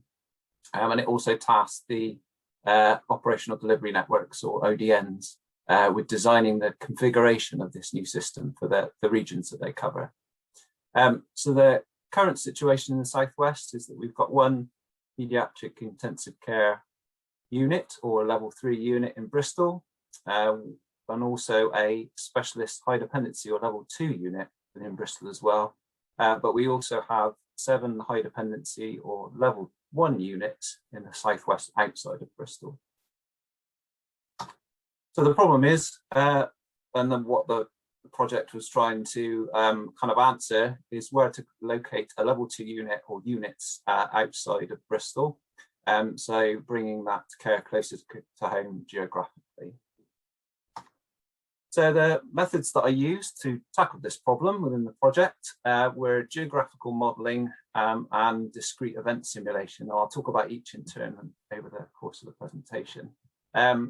But just to say a little bit about the data sources, because the project took a lot of time data churning and sourcing the data. So I thought I'd speak a little bit about that. So I pulled data for the calendar years of 2017 to 2019. And I pulled data from the Pediatric Critical Care Minimum Data Set, which is held within the Secondary Uses Service, or SAS. And this SAS data are used to define the level of care through the health resource groups, or HRGs. However, it was incomplete for a lot of the providers, with the exception of the Bristol Children's Hospital, Gloucester and Plymouth. I also used the Southwest Audit of Critically Ill Children, which is held by the Southwest Pediatric Critical Care ODN. It was more complete, but it took time to define the levels of care within the data set, as it didn't contain any HRG coding.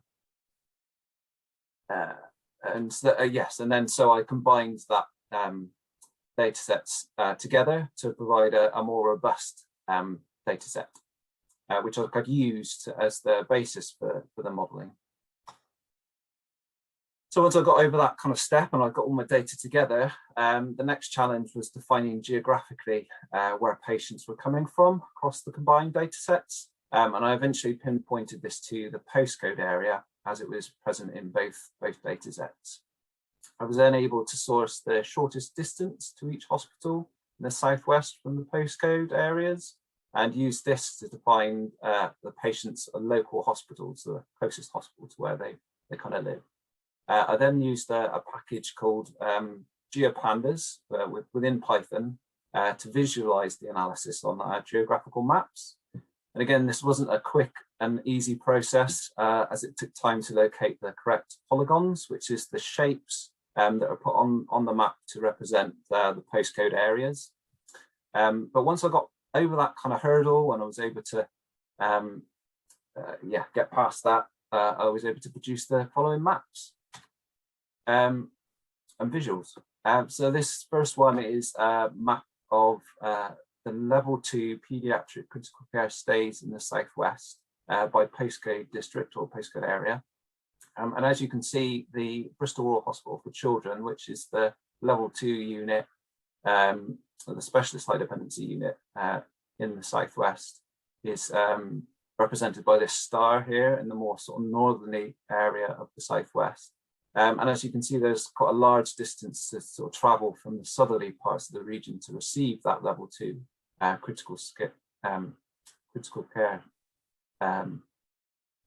That level 2 critical care. So I think this kind of demonstrates the inequality in terms of geographical access to that level 2 care quite well. And even more so in this chart, or this map rather, which shows the level 2 critical care stays where patients have had to travel to their non-local hospital to receive that care. This is more likely going to be the Bristol Royal Hospital for Children as the level 2 unit in the southwest. And as you can see, the darker kind of colours, which is the higher volumes in comparison to the other areas, there's quite a lot in the kind of the southerly part. So again, that kind of demonstrates quite well the need for a level 2 unit outside of Bristol. But where to locate that unit outside of Bristol? So in order to try and address that question, I developed a discrete event simulation model to try and scenario test where best to place that unit outside of Bristol. So I built what they call an object-oriented model using a package within Python called SymPy. And this is the kind of concept diagram or concept model of that simulation model. So just running through it.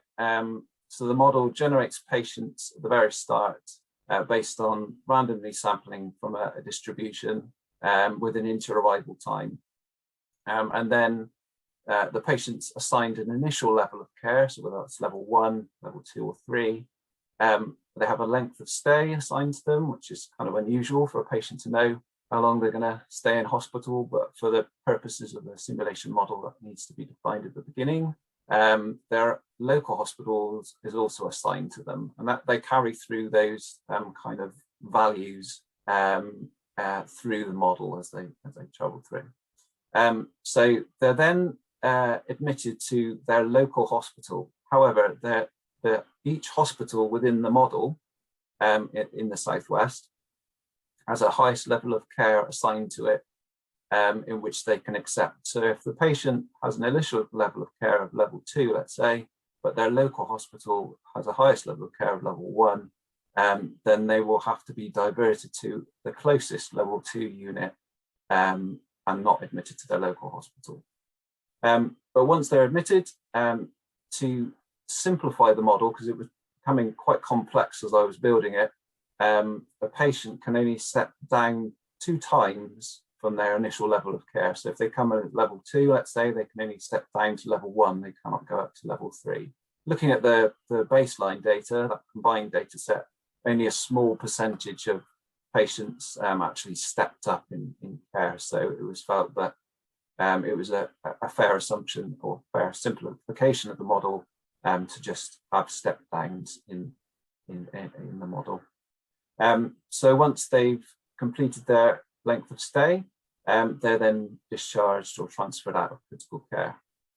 So in terms of scenario testing, this highest level of care assigned to the hospital units in the Southwest can be changed in terms of the simulation modelling, and that once you change it, you can then run the model and see whether the level 2 unit that you've assigned generates sort of better sort of outputs. And those outputs from the simulation model were the number of patients that have gone through the simulation modelling. So I ran the simulation model over a 365 days, so a 12-month period.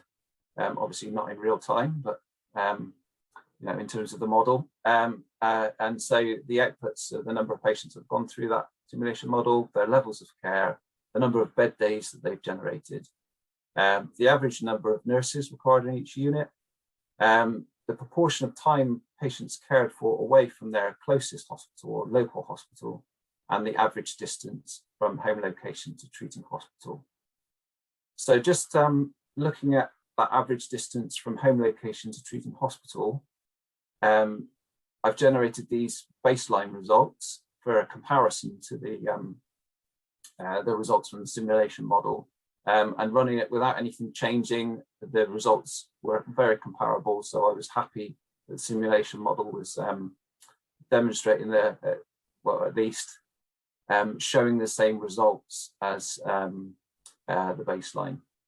And as you can see from this chart, so it's looking at the level 2 critical care stays with looking at the average distance that a patient would travel from their local hospital to a treating hospital. And so in a sense, these are the catchment areas for the hospitals. And as you can see, the level 2 unit, so UH Bristol is the host trust of the Children's Hospital level 2 unit. So their average distance travelled per patient is quite low in comparison to Royal Cornwall, which is very high, which is the most southerly point of the Southwest. But what if we located the level 2 unit as well as Bristol in Plymouth? And so I ran a simulation model to see what impact that would have. And this is the results. And as you can see, Plymouth has a comparable average distance to treating hospital to Bristol in this simulation, and Royal Cornwall's average distance is reduced as well as a lot of the other sort of Devon providers in the southerly part of the Southwest. So in terms of the impact of the project and the programme, it provides, and certainly in terms of the geographical modelling, some visual evidence to suggest a need for a level 2 unit outside of Bristol. The simulation modelling is providing a means to test the models of care with a view of bringing that care closer to home. And in combining those two, it will help to inform commissioning decisions on the location of the level 2 units, and sort of inform and help the Southwest Pediatric Critical Care ADN in their recommendations for where a level 2 unit will be located. So just some reflections on the HSMA programme as a whole. I find it personally challenging, but very rewarding. So learning some quite complex modelling techniques, for example, the object-orientated programming, with concepts that took some time to get my head around. But once I figured it out, it was very rewarding, with a sort of a great sense of achievement when applying it to this project, at least. And in terms of training, I find it very engaging with the healthcare related examples. I've been on past training courses where I spent a lot of time after the training course trying to figure out how to apply this to the real world problems in healthcare, where it's all done for you in the HSMA programme. And certainly the project has given me an opportunity to apply that kind of learning as well in a real sort of real world problem. So the skills gained are becoming very important, especially within commissioning, where it's important to have robust analytical evidence to support development of new services or models of care. And so I would thoroughly recommend the HSMA program to any analyst who would like to learn these important skills. And for me, I don't want the learning curve to end, so I applied for the trainee mentor scheme, which I've been successful, and so we'll continue that sort of learning curve from the program, which I found very rewarding. And that concludes my presentation. Thank you very much, Adam. I promise, as you know, I didn't pay you to say any of that, but thank you very much for those. No, I'm waiting for the check. Yeah, it's in the post. But yeah, no, thank you for those very kind words and a fantastic presentation. So I haven't seen anything in the chat as of yet in terms of questions, but again, if anybody wants to, oh, hang on, we've got one just. We have got a few. Yeah, sorry, it's my technical issues yet again.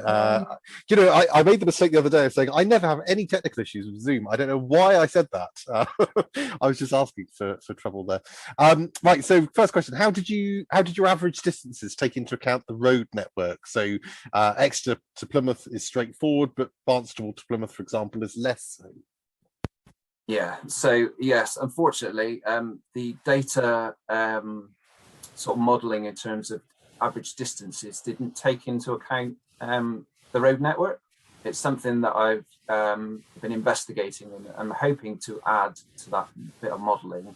But in terms of the average distances, it is purely as the crow flies distance from hospital to hospital.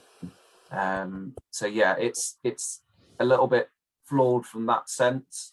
But as I say, I'm hoping to be able to get some data that has the road network kind of distance and travel times included within it. So yes, there's work to be done in refining it.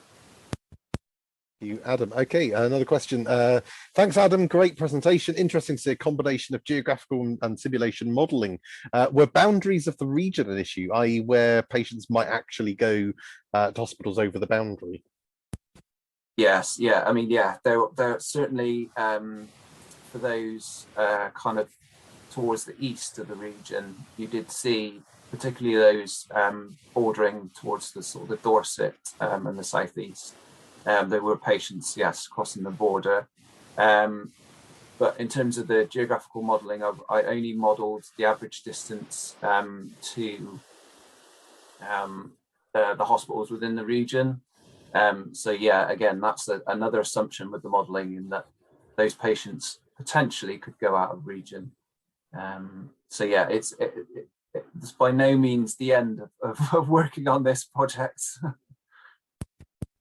Thank you very much. Another question: how does the geographic modelling incorporate current and future demographic modelling for the region? It doesn't at the moment, but again, yeah. It needs to include sort of percentage growth in terms of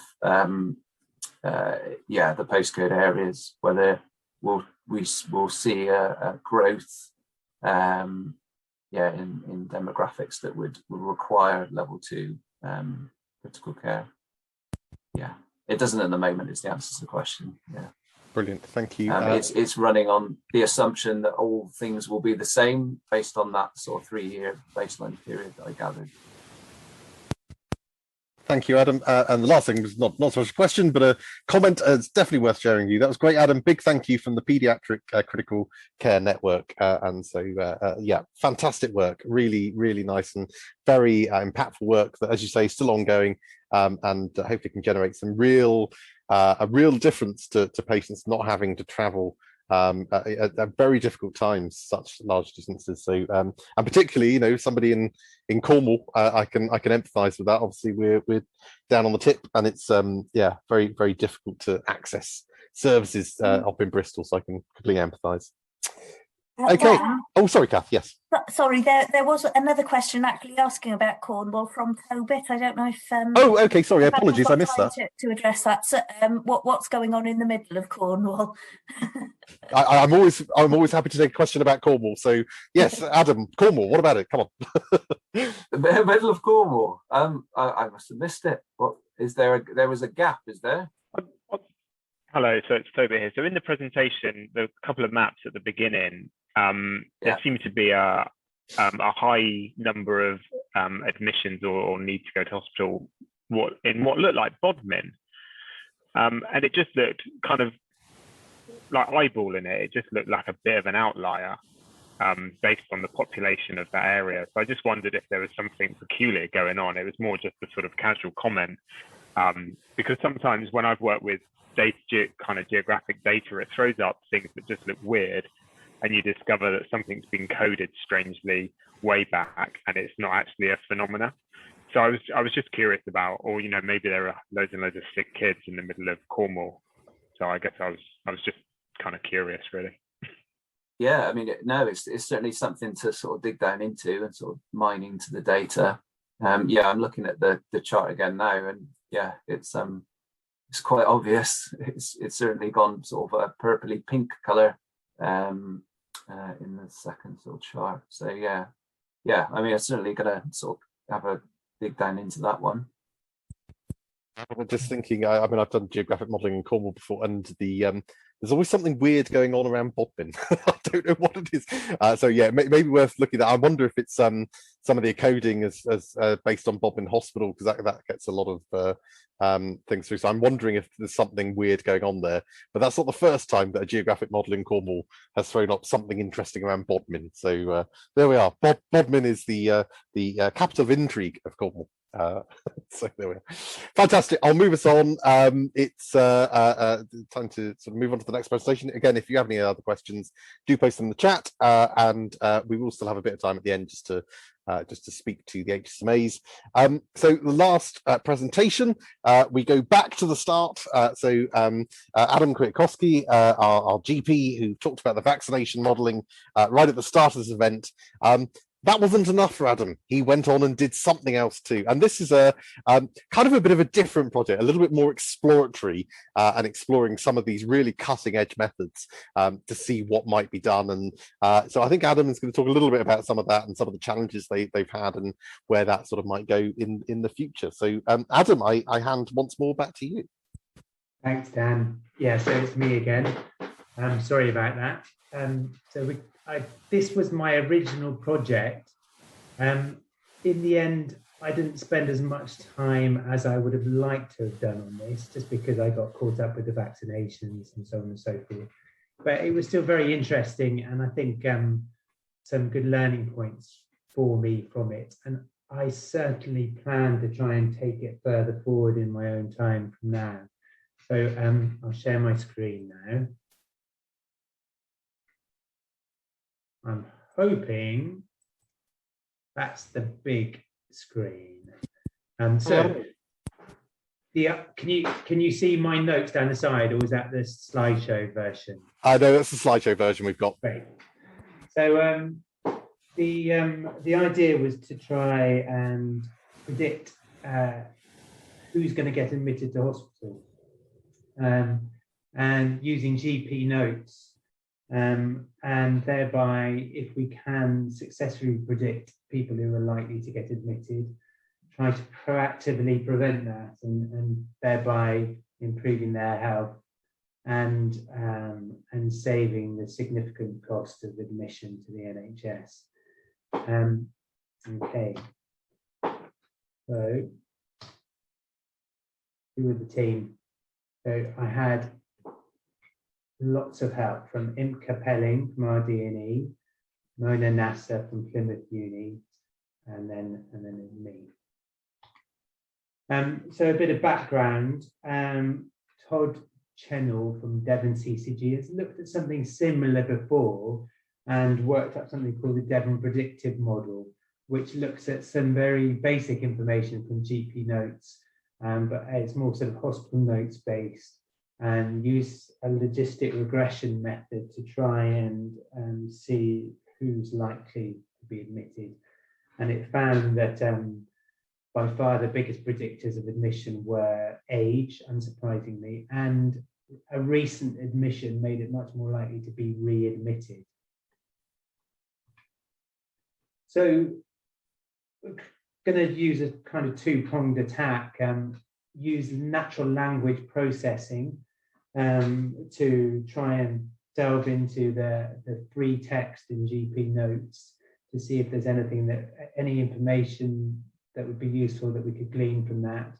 and machine learning techniques to try and to get some predictions.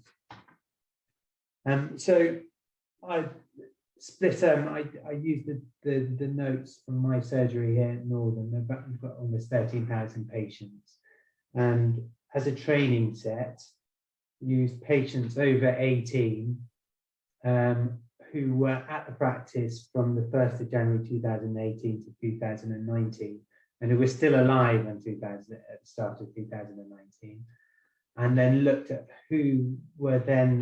which of those patients were then subsequently admitted over the next 3 months. And then we were planning on testing the model on the same group of patients, but a year later. So not exactly the same group of patients, but the same criteria of patients. So those who were over 18 on the 1st of January 2019 and still alive on the 1st of January 2020, and then trying to predict those who were admitted in the subsequent 3 months. So lots of problems along the way, and the initial problems were data cleansing. So just finding out which patients were admitted, which was rather important to the project, proved to be quite difficult. And believe it or not, there's no consistent record in GP notes about which of our patients have been admitted and when. We get discharge summaries, which are coded into the notes when a patient has been discharged. But of course, that's not at the same time as an admission, and not everybody who's admitted then subsequently gets discharged. So that was a bit of an issue, and the data for that had to be sourced from North Devon District Hospital. But that included all patients who came through A&E, and even those who attended by minor illness and then went home. And so that took quite a lot of work, just trying to work out which of our patients at Northern were admitted and when. And of course, it doesn't include patients who were admitted to other hospitals. And the vast majority get admitted through North Devon District Hospital, but not all of them. So having got the initial data relatively cleansed, we then had a look at the natural language processing part of it. So using a Python resource called SciSpacey, we tried to look at the free text in GP notes to see, just to get a feeling of what kind of stuff we could draw out of the free text. Again, there were difficulties along the way. Actually extracting the data from GP notes, the free text from GP notes, into a format that we could then use SciSpacey on proved difficult. And initially, I had to go through individual patients' records, cutting and pasting onto Word, and then using that. And that's obviously not scalable. I did find a slightly easier way to do it, but not significantly easier. Then there was the problem of data anonymization, and so both Imke and Mona, neither of whom worked with Northern Surgery, and therefore we had to be very careful about data protections. And then I had to go through each patient's notes and try and remove any identifiable data.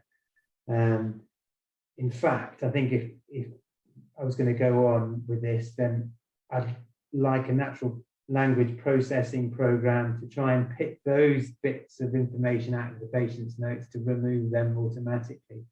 But that's something for the future. Inevitably, there's lots of irrelevant information that gets picked up by SciSpacey. And it turns out that not only do GPs have terrible handwriting, but we're also appalling at spelling. And so there were lots and lots of spelling mistakes, which makes the data more inconsistent. There's also inconsistent extraction of phrases from the free text. So, for example, someone might have written no improvement in pain. And on some occasions that would be interpreted as just pain or in pain. Other times it could be improvement in pain, and other times no improvement in pain. All three things obviously mean quite significantly different things. And one would imagine would affect the likelihood of admission differently depending on interpretation. So again, using SciSpacey, we extracted these named entities from 10 patients' notes who were admitted and 10 patients' notes who weren't admitted. And then we compared the frequency of these named entities. And probably the most striking thing was the pure volume of named entities that were extracted from patients who were admitted. There were far more than those who weren't admitted. And certainly from those very initial results, there seemed to be some named entities that were more frequent in the admitted group to the non-admitted group. And I think pain was the one that stood out the most. That's as far as we got with that branch of the project. I think the next steps really need a far greater volume of notes to be able to draw any significant conclusions.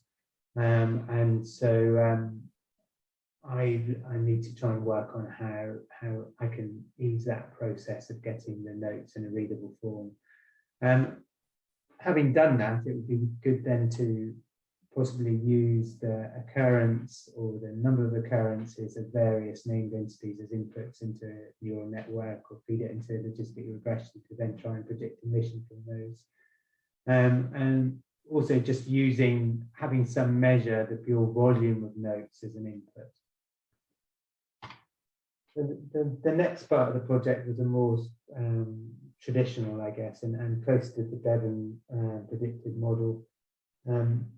And this gathered a data set of all patients, including whether they'd been admitted or not, and the age and list of chronic diseases.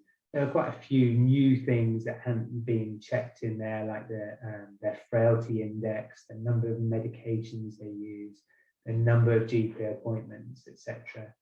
And then having all that data and information, I then ran an initial logistic regression to try and see if there's anything that came out from that.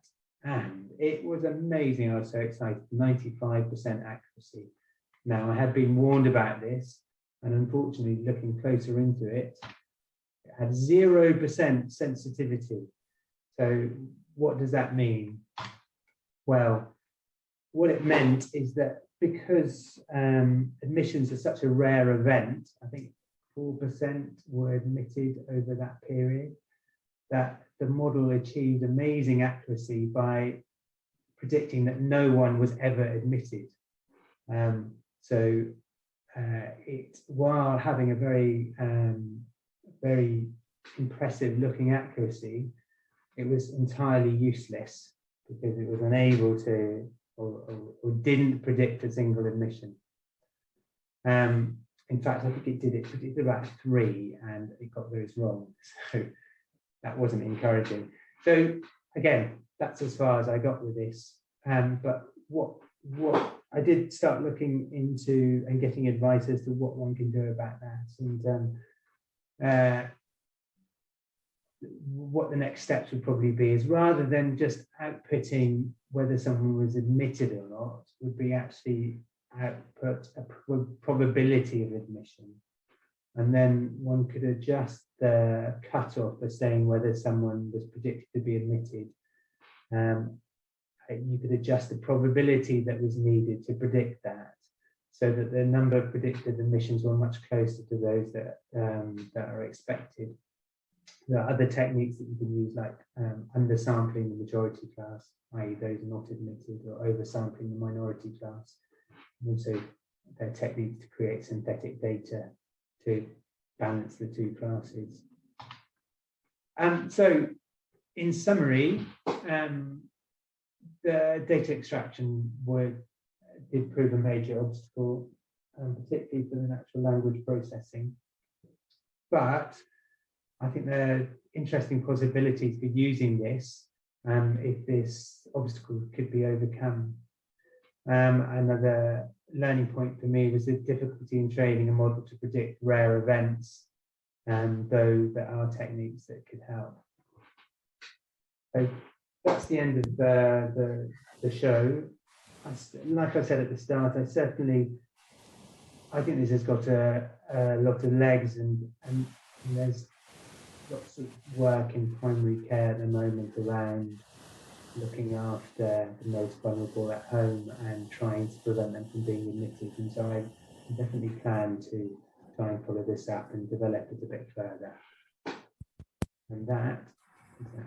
Thank you very much, Adam. That was really interesting, and I think, yeah, really nice demonstration of some of the really cutting-edge exploratory work that you've been doing. And actually, you know, even though you weren't able to progress it as much as you'd originally planned, I think you got some really nice insights generated. I mean, the stuff around some of the sort of metadata around the patient notes and the facts that, you know, you're seeing there's something in the frequency of named entities being used. There's something about the language being used in terms of predicting admission, and the frequency and the volume of those things.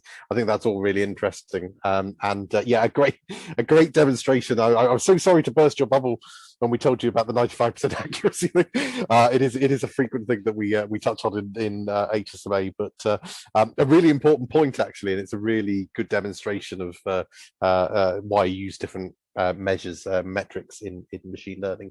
A few questions just popped in here. So first one, patient notes research reminds me of a study looking at social worker notes used to predict child protection orders, and found that the length and formality of tone predicted likelihood of order. That sounds really interesting, actually. Is tone or sentiment something that might also apply to GP notes potentially? Yeah, I mean, I think that would be really interesting, and I think that I'm sure there is tone used in the notes. You know, reading other GPs' notes, you can sometimes sort of pick up on, you know, were they worried about this patient, or were they not particularly worried?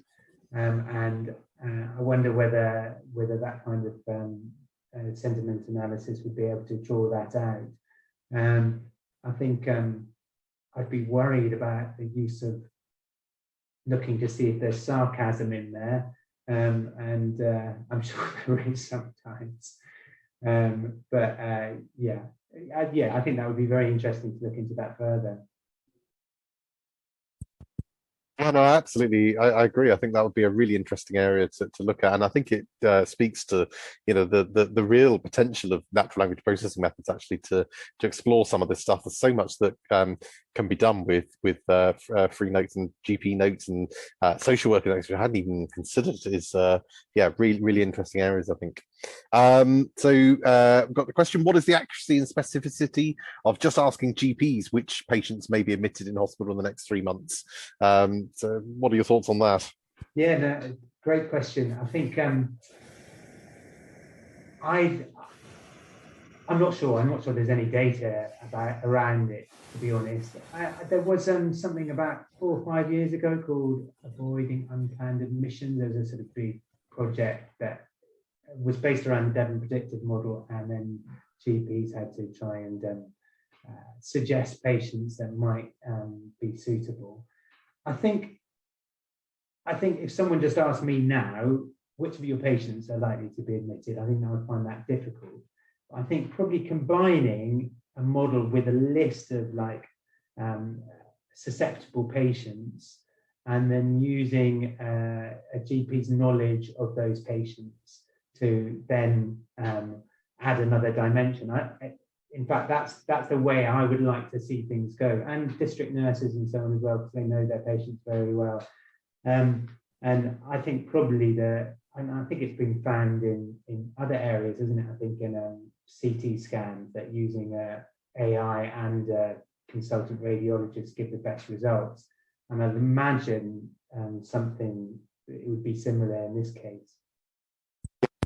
I totally agree with that. I think that's really one of the best uses for AI as a sort of supplemental decision support tool for the clinicians, where it's not, you know, you're not trying to. I think it's a a dead-end road trying to build an AI that replaces the clinician decision, but actually, as you say, can say, well, look, the AI's picked up that these are might be worth looking at. What do you think as the clinician? What are your thoughts about these patients? And I think that can be really beneficial. So no, I totally agree. I think that could be a really, really useful application for it. And then the last thing, not so much a question, but just a little link that Alice has shared in the chat, may worth checking out for you there. So just draw attention to that. Fantastic, thank you. Okay, so apologies, we have slightly overrun. I am, for those of you who can stay on for a little bit, I'm going to open up the breakout rooms in a sec to give you a chance, just for sort of 10-15 minutes, if you want to chat with any of the HSMAs, ask any other questions, find out a little bit more about the models, get to see another Swish demo, whatever it may be. I know there's a lot of you who are starting the HSMA program next week who I'm sure would benefit from having a chat with these guys. So I'll open that in a sec, but just to say before I do, thank you to all of our HSMAs for presenting today. I'm going to say and I think I speak probably on behalf of all of us in Penarch, that I'm immensely proud of the work that the HSMAs have done over the last 12 months. It's been absolutely phenomenal to see so many people develop, not just in terms of their skills. A lot of these guys never coded before in their life, as Adam alluded to earlier, but to actually see them go from that to then having lots of intense training and then developing these fantastic, impactful projects that are have had impact and continuing to have impact for their services and for patients and for service users, and it fills me with pride. I'm sat here beaming with pride what they've done. So a massive well done to all of them for engaging with the program in such an amazing and very special way. So thank you to you all, and thank you to you all for coming along to hear their stories as well.